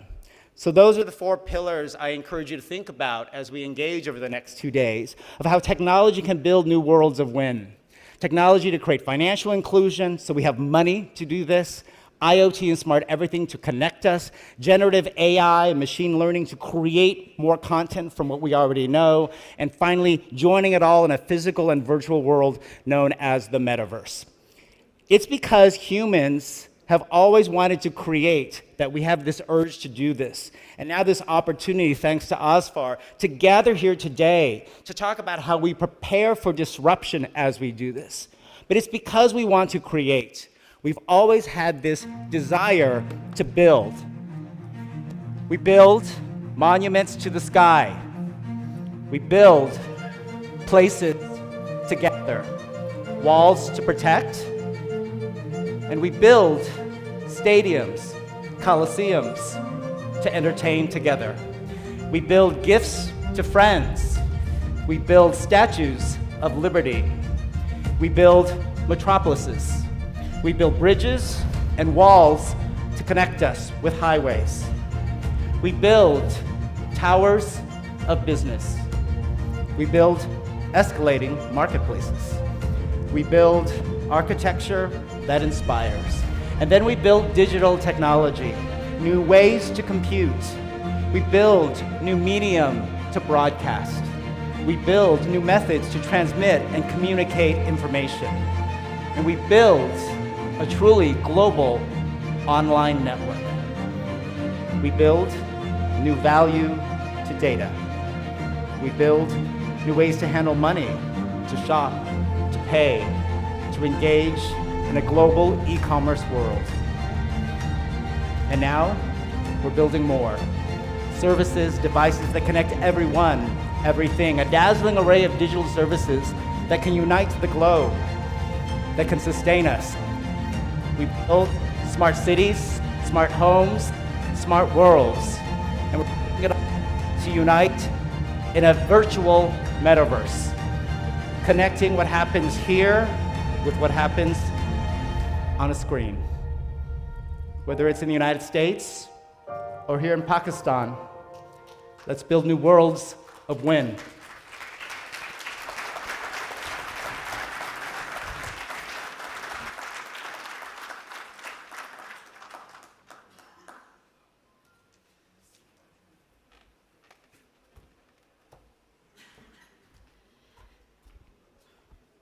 Thank you, Jimmy. I was so intrigued and absorbed that I almost forgot I'm supposed to announce the next speaker. Right, so thank you for that very upbeat presentation and a look into disruptive technologies that are changing the digital landscape across all sectors.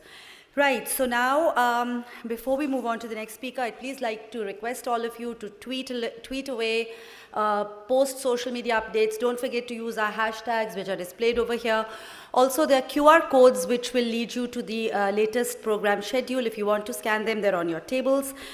All right, now, our next international speaker, the second one of the day, is William Baubin. He is an accomplished advisor and director for multiple organizations. Asfar has already mentioned this, but I would like to mention this again, that he is currently the largest international investor in startups in Pakistan. He's invested in 17 Pakistani startups, which he will talk about, I'm sure, in his presentation. He has been ranked the number 3 All Asia. He's been ranked the number 3 stock picker overall for Hong Kong, China, and the number 1 stock picker for tech, media, and telecom. He sits on several boards, and we'll hear more about him from the man himself, William.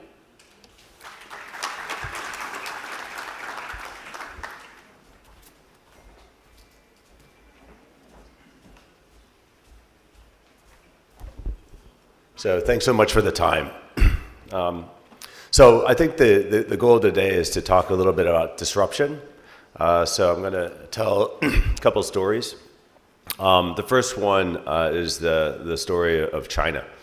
So I started doing tech investment about 26 years ago, and started in Asia, then back to the US, then to Asia. And China was a huge story. I started covering technology in China in 2003. And what we've seen over the last 20 years is a real transformation, an economic transformation. Almost 750 million people out of poverty. Now, the government played its role, and for us on the investment side, we can't really have much of an impact there. But technology for us was a huge driver. And the biggest impact is really focused on economic independence, people being able to work and make a living. So there's three main drivers: inexpensive internet, a inexpensive device, whether it's a PC or now a smartphone that actually works, and then payment rails that work. And it doesn't need to be online payment. Actually, cash on delivery is fine. Hi, could you go somewhere else? Thanks. Sorry, a little distracting. Not much sleep. So, so I would say the one thing that the government did very well in China to drive growth is to get out of the way, to not be involved, if at all possible. So what did we see happen? Well, I guess the first step is export. So I worked, first time I visited Alibaba, 2003, started working with them. We were their bankers on their IPO, spent a lot of time with them, 05, 06, and that was B2B export. But what really made Alibaba very valuable is that they drove economic independence in China. So if you look at the value, just pure numbers, the value of startups or the value of this tech economy in China, when I started in the market around 2003, 2004, it was only $1 billion US. I think it peaked out around $3.5 trillion. And all of that value was captured by startups, was captured by new companies.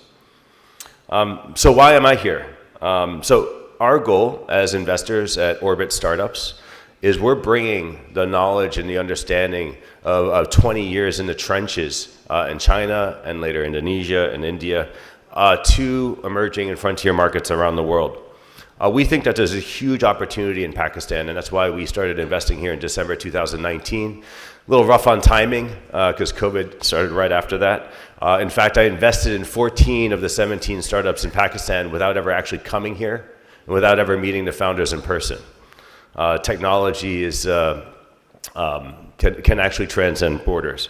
But I think Pakistan doesn't need to be like Indonesia. Pakistan does not need to be like India, where you have Chinese firms on the one side and American firms on the other side controlling the market, controlling the internet. I don't think that Pakistan needs to face what you see in India with a second colonization. So I'll give you a couple of examples of what we're doing here.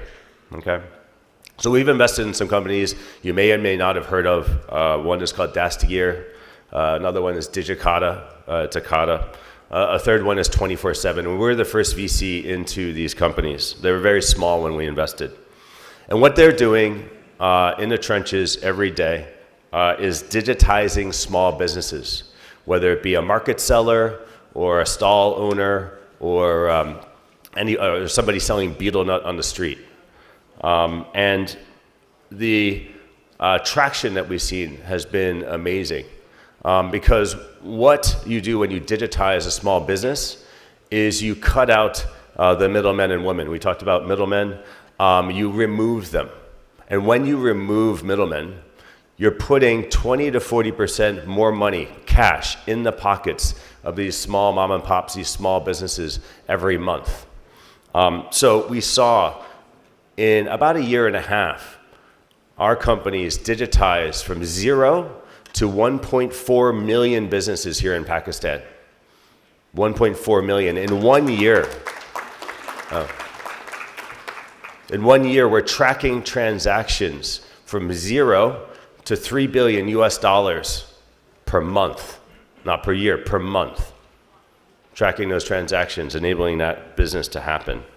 So when you digitize these middlemen, you digitize the middlemen out, but you digitize the small, medium businesses, you can make delivery much more efficient, and you're putting, again, more money in the pockets, 20 to 40% cash in the pockets of these family-run businesses every month, as high as 80% more cash.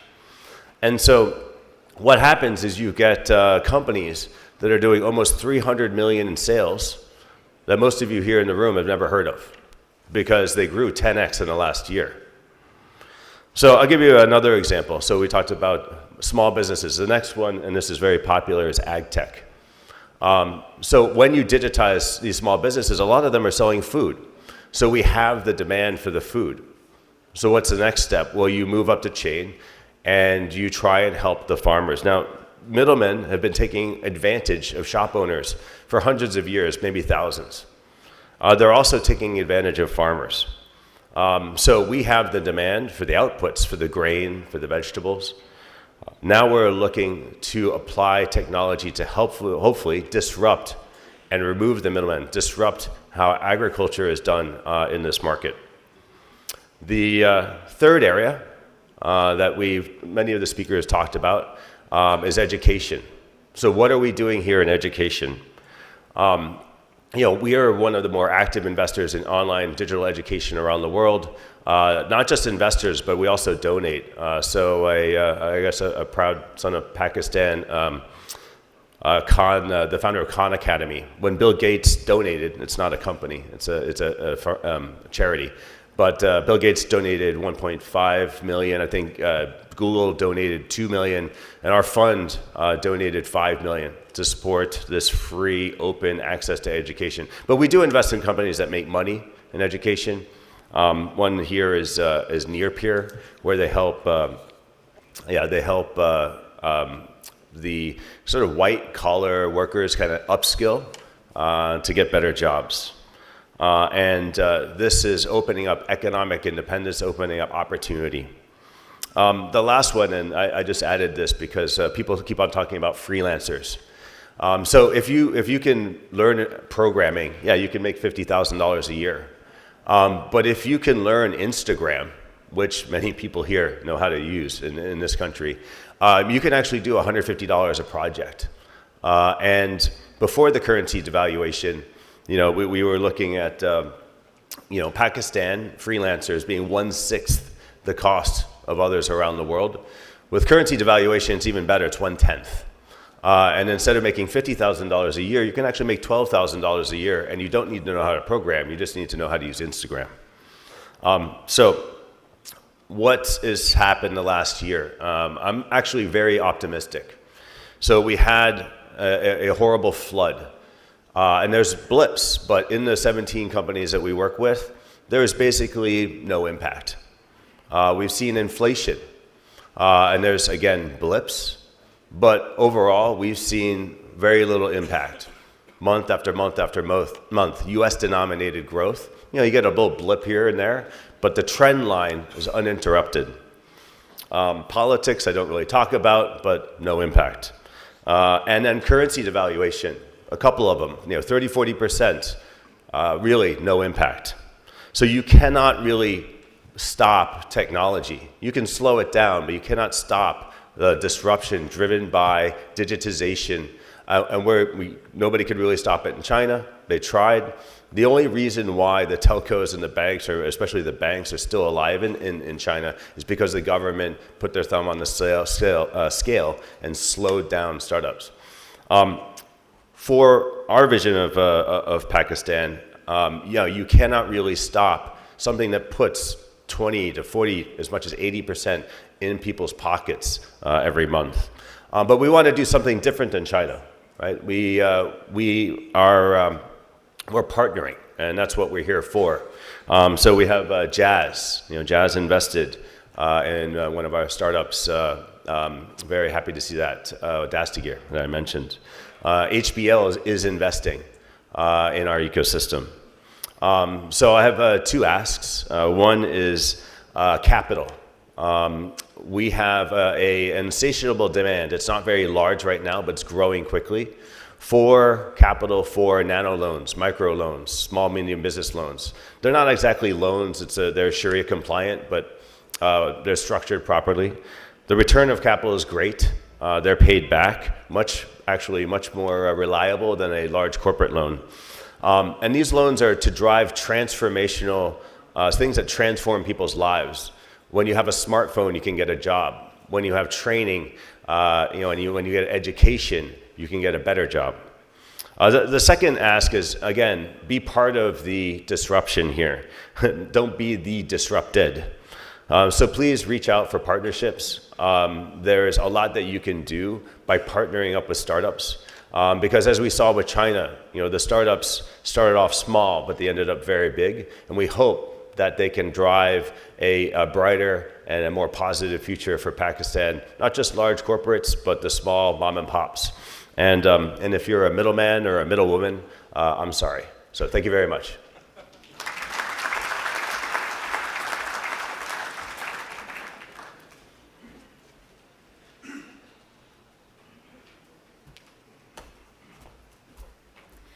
Thank you very much, William. I think I'm going to put in a request to not require a visa to be given to William. He should be allowed to come and go into Pakistan as and when he wants. And thank you for believing in our startups.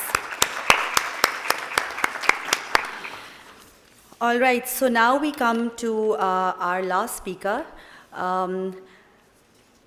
Well, what can I say about Senator Sherry Rehman? It would take very long, and I would probably get blasted by Asfar for taking longer than the speaker.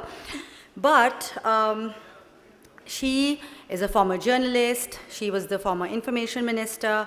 She's been an ambassador to the US. She was the first female to become leader of opposition in the Senate in 2018. And in 2022, she was appointed as the federal minister for climate change. She's the author of many books. She has also recently been featured in the coveted Forbes 50 over 50 Asia 2023 list. 50 women from Asia Pacific were part of that list, and our very own Sherry Rehman was part of that. And we're very, very grateful to her for having made it here today despite her injury. So thank you, ma'am, and let me invite you to please give your address now.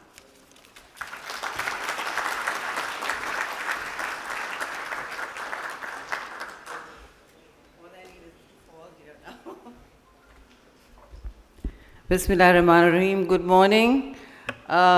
Ladies and gentlemen, Asfar SM for making me sit here from what suddenly Karachi says is early morning. Since when did 9 o'clock become early morning? Felt like the crack of dawn when the announcements were made, and thank yous for turning up. You guys really need a dose of Islamabad.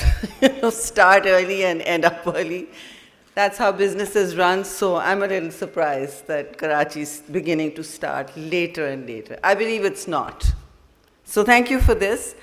And again, other than my accident, I'm standing here at an egregious disadvantage because Asfar has not shown the video I asked him to before I came here. And also because I'm a lower riparian speaker.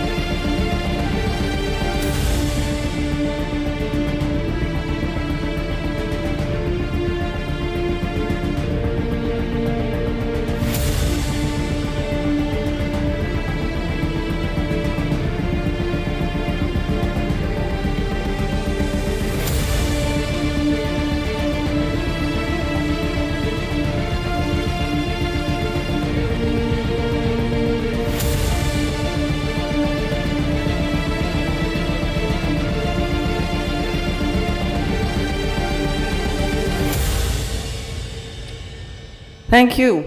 Why this video?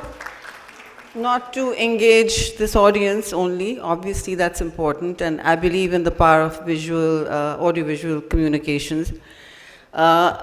It's also to drag the Ministry of Climate Change, amongst many others, kicking and screaming into the 21st century from the 19th, not the 20th. I do believe that we are in a phase of extreme polycrisis, a new word for many, but not for others, because we are at an intersect of multiple global supply chain disruptions, the rise of conflict in Europe again. So history hasn't ended at all. It's carrying on as it was, and for once it isn't South Asia's fault. But Pakistan itself is, as mentioned by stellar speakers earlier, the cost of living crisis, unprecedented economic issues, obviously. We know about those, and they overshadow every transaction, every issue we focus on, because the economy is pretty much everything. And right now, as another speaker mentioned, we are in a place where we're going through a cycle we've actually seen before in terms of gravity and scale. So it leads all of us to ask, why did we not learn from the last crisis? Because, it's a cliche, crises are opportunities. We clearly did not, because we have become used to our expenditures not matching our income. It's as simple as that.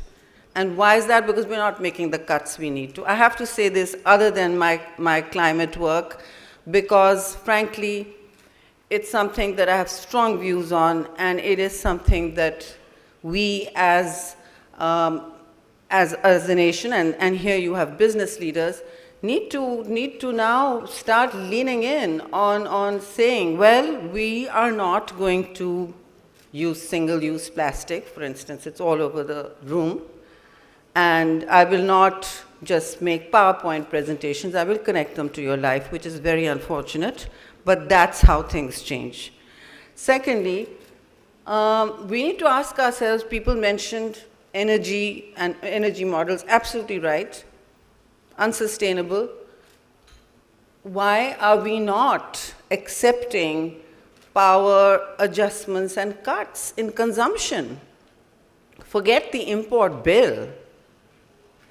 My issue is we are using up energy faster than we generate or say transmit. Transmission is one of the biggest problems.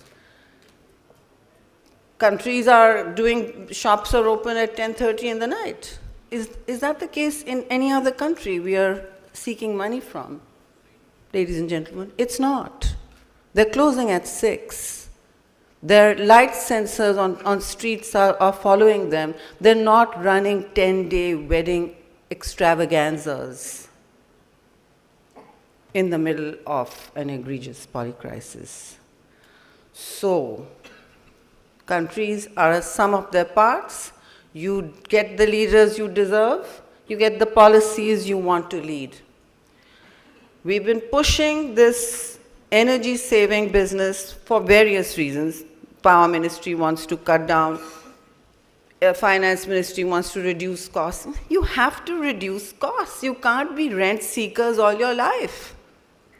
You've got to start making the cuts, and behavior changes are needed.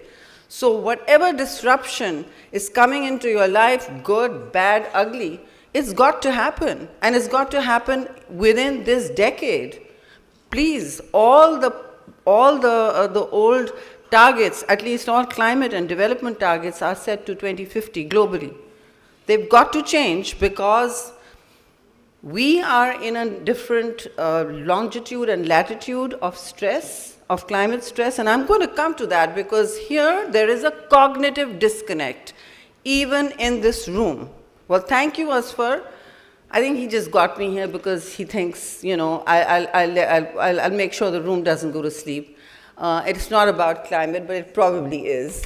The thing is, the thing is that there's a cognitive disconnect amongst educated, empowered elites. Why would there be a connect in people who have never heard of what climate even means? When I walked into the ministry, it said maholiyat ke bajaye mausamiyat.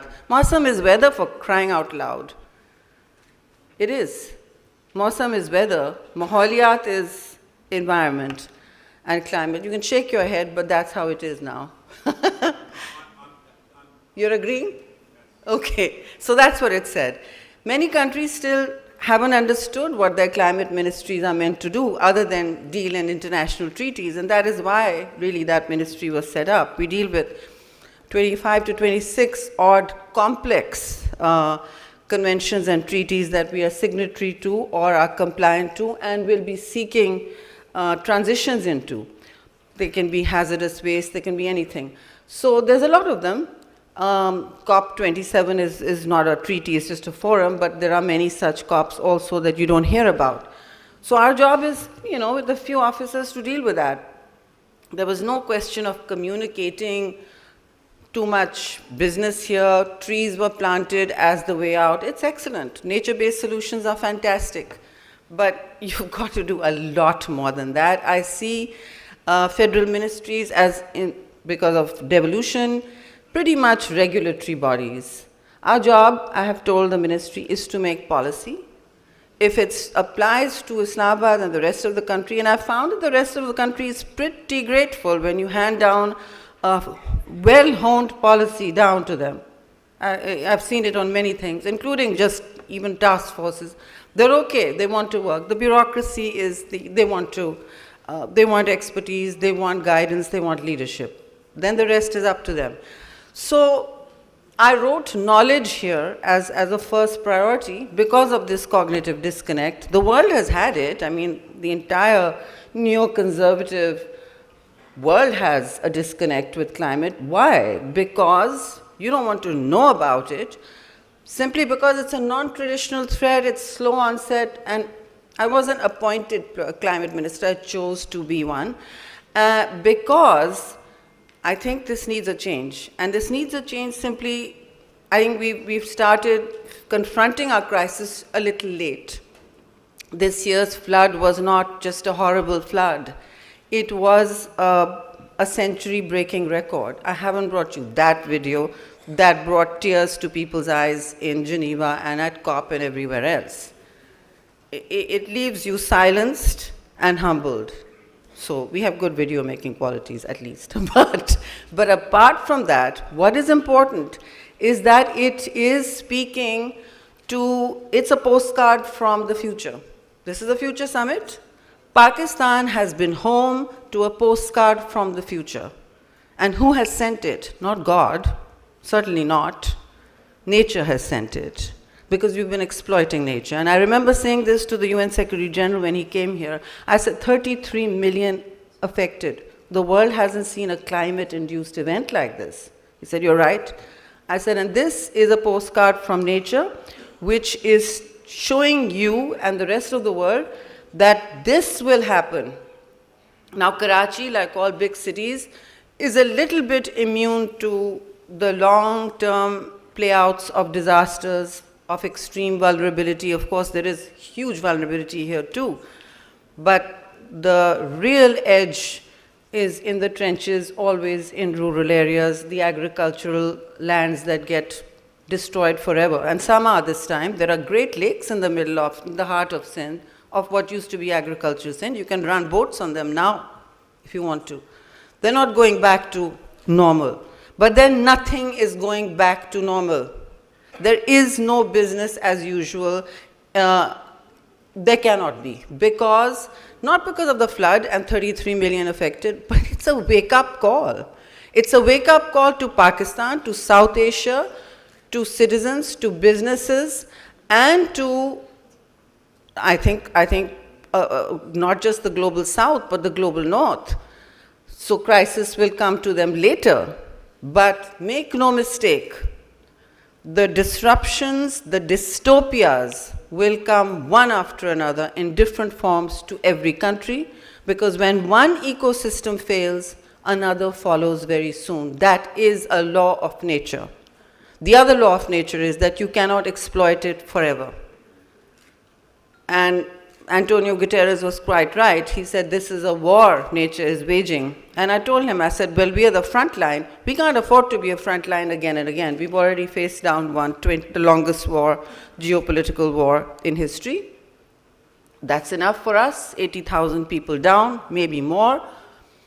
Lost a huge cost in blood and treasure.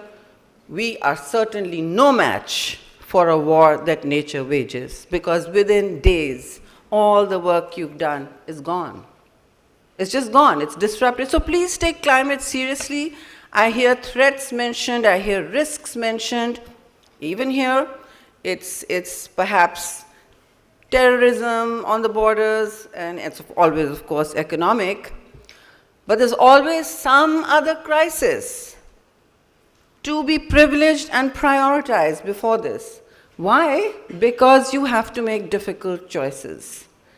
Climate change actually involves difficult choices and behavior change, not just from governments, but actually from businesses, more than governments, and from individuals, as well as clusters of civil society, and a general cascade of stakeholders that can have a transformative effect on how we use our resources. So here's what you all need to know. I think everybody knows that we are at the ground zero of one of the most climate vulnerable areas of the world. We are in the 10 most vulnerable countries. But what does that mean? I think this year should have told us that we've gone up a very high notch. The Horn of Africa and Pakistan are going through world-changing events. But, you know, the way life works is you have to get on with your businesses, and we tend to have a very natural response of disaster amnesia. So disaster amnesia has hit us too. That's how you cope with life. That's how you even respond to disasters. But I think there can't be climate amnesia anymore. It is no longer a non-traditional threat. It is your principal risk to the stability of your economy, because let me tell you what the impacts by 2030 will be. Just by 2030, and this is the World Bank assessment in what is known as the Climate and Development Report, country report for Pakistan, which they presented with me at COP27. MDBs no longer present development without climate. It is now the same. It may just be SDG 13, but now everywhere, climate and development are presented together, both as challenges and as opportunities. So in that climate report, country report and development report, till 2030, to survive the risks posed by and the vulnerabilities, the impacts, the long-term, medium-term, short-term impacts that climate has, including obviously global warming, on Pakistan until 2030 is $348 billion. Please digest this figure. $348 billion is not a joke. And it is very verifiable. Of course, it involves adaptation as well as mitigation, and mitigation is usually decarbonization as well as reforestation only, whereas adaptation is a society's or a state's ability to adapt with climate risk, to shocks, and to build firewalls, and not the digital ones, real firewalls against such incoming stresses. Now it's normally called climate resilience. We did very well with the Climate Resilience Conference. No, I'm going to stop talking. I sat here for 1 hour. Asfar, you can dream on if I'm going to give my time for 5 more minutes. Absolutely not.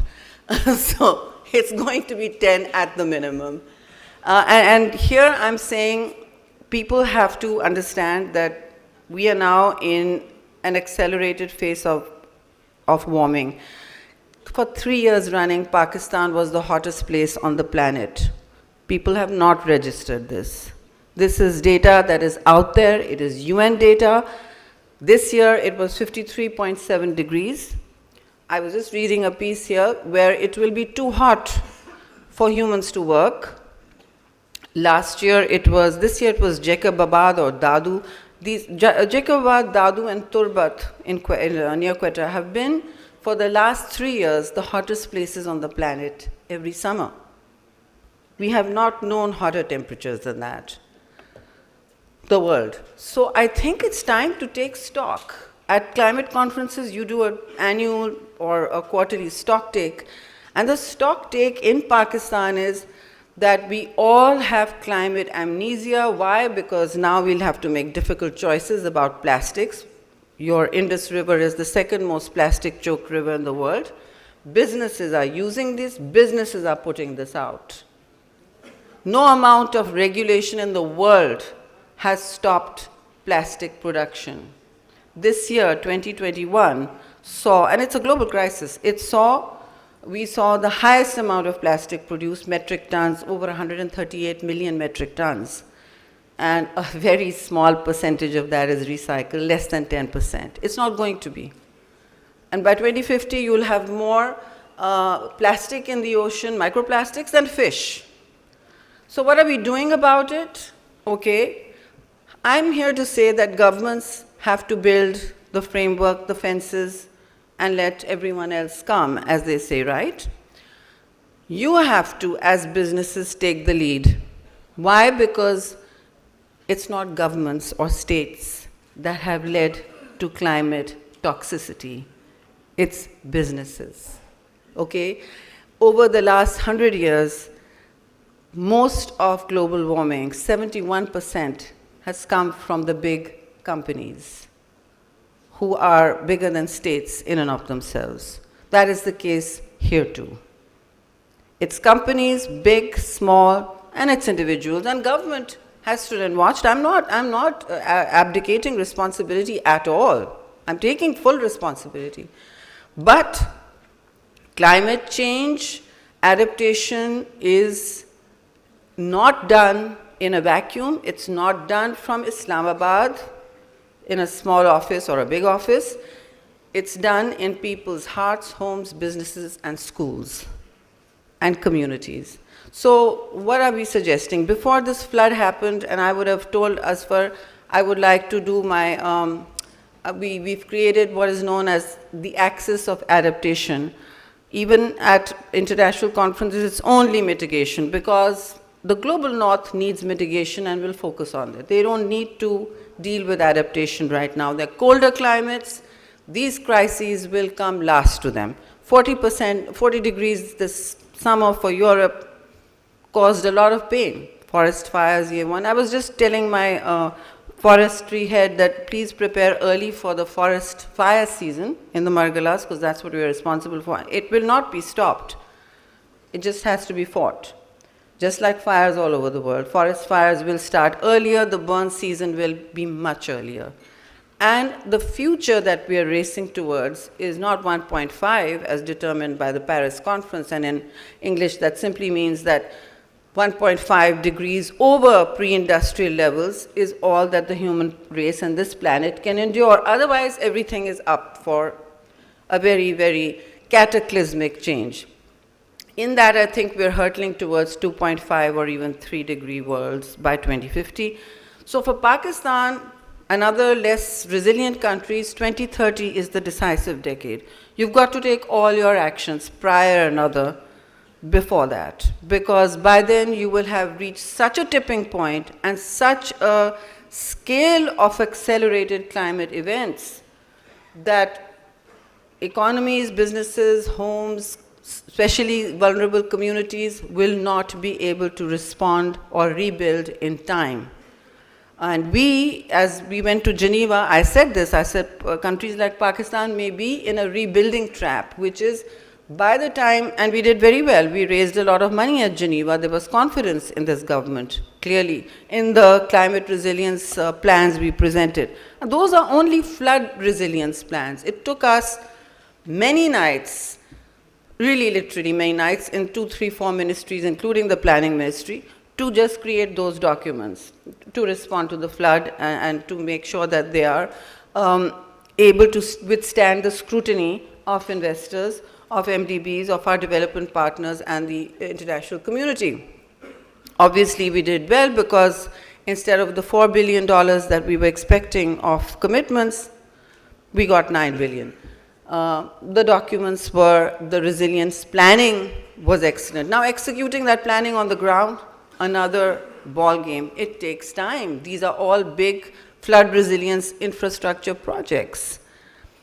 Just pipelining the PC1s will take time. By then, you'll have another summer season. It could be a bad season, it could be a mild one, but definitely you'll see drought of some scale, which will affect the agriculture sector. And definitely you're in the middle of an energy crisis, so you could have many levels of distress, maybe this year, but definitely by next year. How are you preparing for it? As government, we had already launched something called the Axis of Adaptation. It's called the Living Indus Initiative. I launched it at Davos and Geneva before that.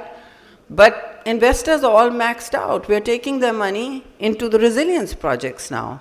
So the planning, the adaptation planning, which is from about $11 to $17 billion worth of 25 interventions in all the cities clustered around the Indus, from the north to the south to the delta. Those are very, very exciting innovations. Some are very big, some are small. They allow private investors, and I'm going to ask a cluster to invest in that.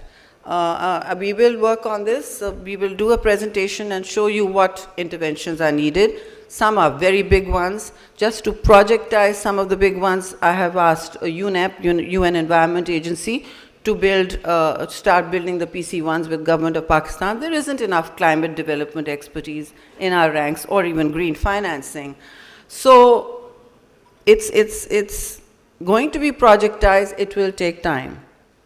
But you need to know that the government is not sleeping on climate stress and on building walls of resilience. Our plan was in fact put on Twitter by the United Nations as the first model of hope of a country re-emerging from disaster with a real plan, and not just tears, and not just humanitarian cries of relief. But as we speak, 8 million people are still in distress in the interior of Sindh and some parts of Balochistan because they're still living near the water.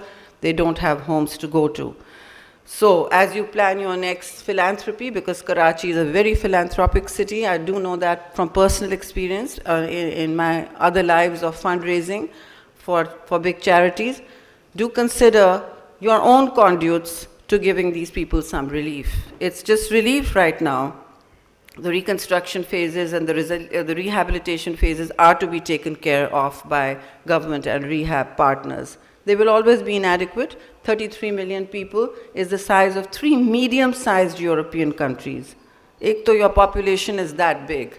So if a disaster happens, more people are hit. 3 European countries, come on. Even the 20 million that we were talking about at Geneva that were left as impacted is double the size of many of the countries that we were seeking assistance from. So we need to be, as businesses, as communities and states, agile and responsive and cognitively connected to the level and scale of crisis. I'm not doing a great job telling you about it because I'm not here to peddle more disaster. But it's very real. And what can businesses do? Let's talk about that. First of all, they can give it attention, both personal and public. One is, there is an initiative called Net Zero Pakistan, and I spoke to the speaker next to me, Mr. Aurangzeb from HBL, who incidentally has been accredited for green financing. They can now do green financing, they can receive funds. Only 2 entities could, now 5 can in Pakistan, much against the grain of our bureaucratic inertia. I've forced it through, so private sector banks can also now, the JS could already do that. Karandas will also be able to receive green financing through the Green Climate Fund and bring it here for private investments.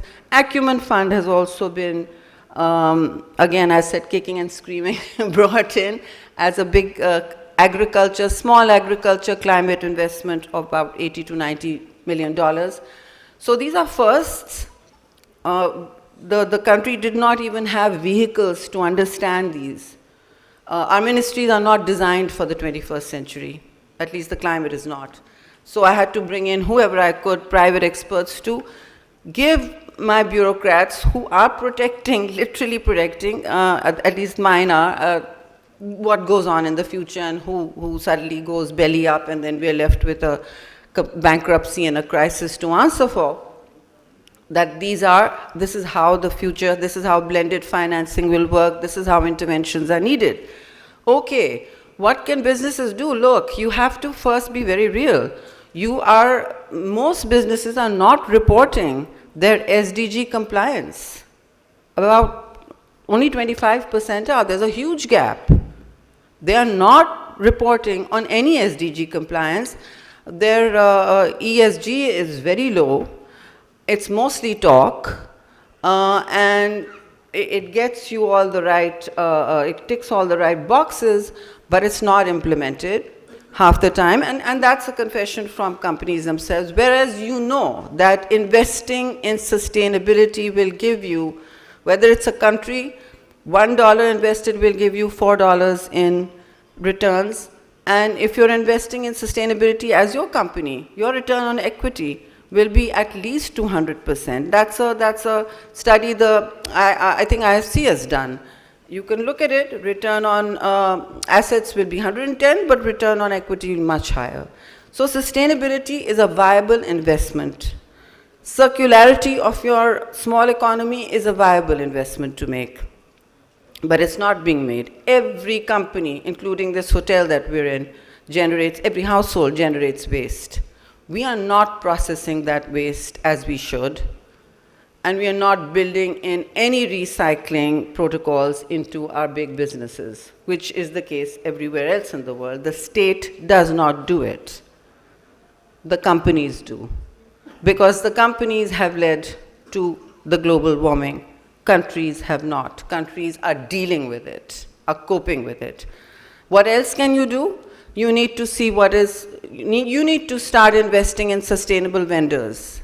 Yes, I'm coming over. Sustainable vendors means, well, if you're bringing in plastic, you have to ask them if they have a plastic recycling plant. You also have to ask them when their extended producer responsibility allows them to disclose their data. I'm in a battle with all the plastic vendors right now. I'm very clear. There will be battle until you disclose your data. And I've only just begun, and they're going to disclose. So they've decided they will. We need to work in partnerships. We need to work together. You disclose your data, we will assist you to start the recycling initiatives. Because tomorrow, if the human race was bombed out, if there's an extinction event like the dinosaur, all the world will be left with is plastic, just mountains of trash. So start dealing with it in your own country. Our river is the second most polluted, plastic polluted. Our ocean certainly is. Your beaches are. And you're now drinking the microplastics because your fish are ingesting them. So you need to do this. The bottles in this room, I mean, the government of Pakistan is getting a thing from me that they will have to eliminate it. My office has, my Senate has. You just have to eliminate it. You were drinking out of glass, were you not, 20 years ago? Younger, older people, you were. You're just going to have to go do that. It's just a little bit of pain, but you have to do that. Your homes, your offices, start at the top is my plan for government. We will be doing that, but along with that, I'm rolling out regulations for extended use of plastics. I'm not doing that without talking to the businesses. That's what's taking so long. That involves Engro as well. And Nestle, Engro, PepsiCo, Coca-Cola. Too bad you have to be in that conversation, and we need to see transparency and get moving. So be transparent in your carbon footprint. Decarbonization will start with businesses. Governments are not particularly big carbon actors. I mean, our parliament building, for instance, is green. Entirely, it uses its own, and it generates its own energy. In fact, it's a net metering. We sell to the national grid. So start doing that. Also, other than vendors, start seeing how you, not just reducing waste, better vendors, waste, but you have to also cut down on your energy usage. What protocols are you, putting in for that? Somebody else pays your bills, other people's money is great to throw, but you're using up the energy. And I think that's a very viable case to make to businesses. Start factoring in sustainability in your business model. And please start registering for net zero. Please also start telling people, if you've done it, best practices inspire others to take some hope, inspiration, and move from there. I was just chatting here to Habib Bank. I lose no opportunity. I said, when are you doing this? They said, oh, we're actually doing it because we have to. I said, well, tell others about it. Make the cluster, get moving, and you will then get into impact investments on sustainability and climate. Though that is the way forward. Here, it's all about give us a tax break here, give us a tax break there. Yes, I know exporters need that, and we should look at it. But it's time governments spoke to businesses to lead the way. On climate, that is the way forward to secure your future, to make sure that the millions of population we have in Pakistan are able to work outside and inside their homes, are able to have children that are not wearing gas masks in the winter. So with those words, I'm going to say thank you very much and leave Asfar Ehsan to build a climate cluster here that we can happily share SOPs with on moving forward, because I think that's the opportunity now in this challenge. Thank you very much.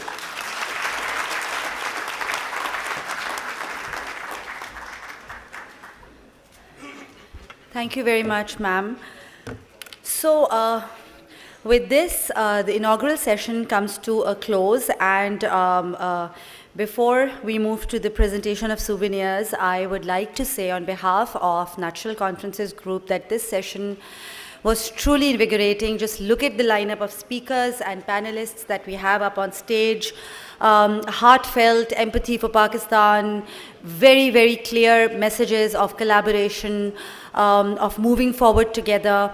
Wonderful initiatives shared by all of them, and I would like all of you to join me in saying thank you to our speakers and panelists of the inaugural session.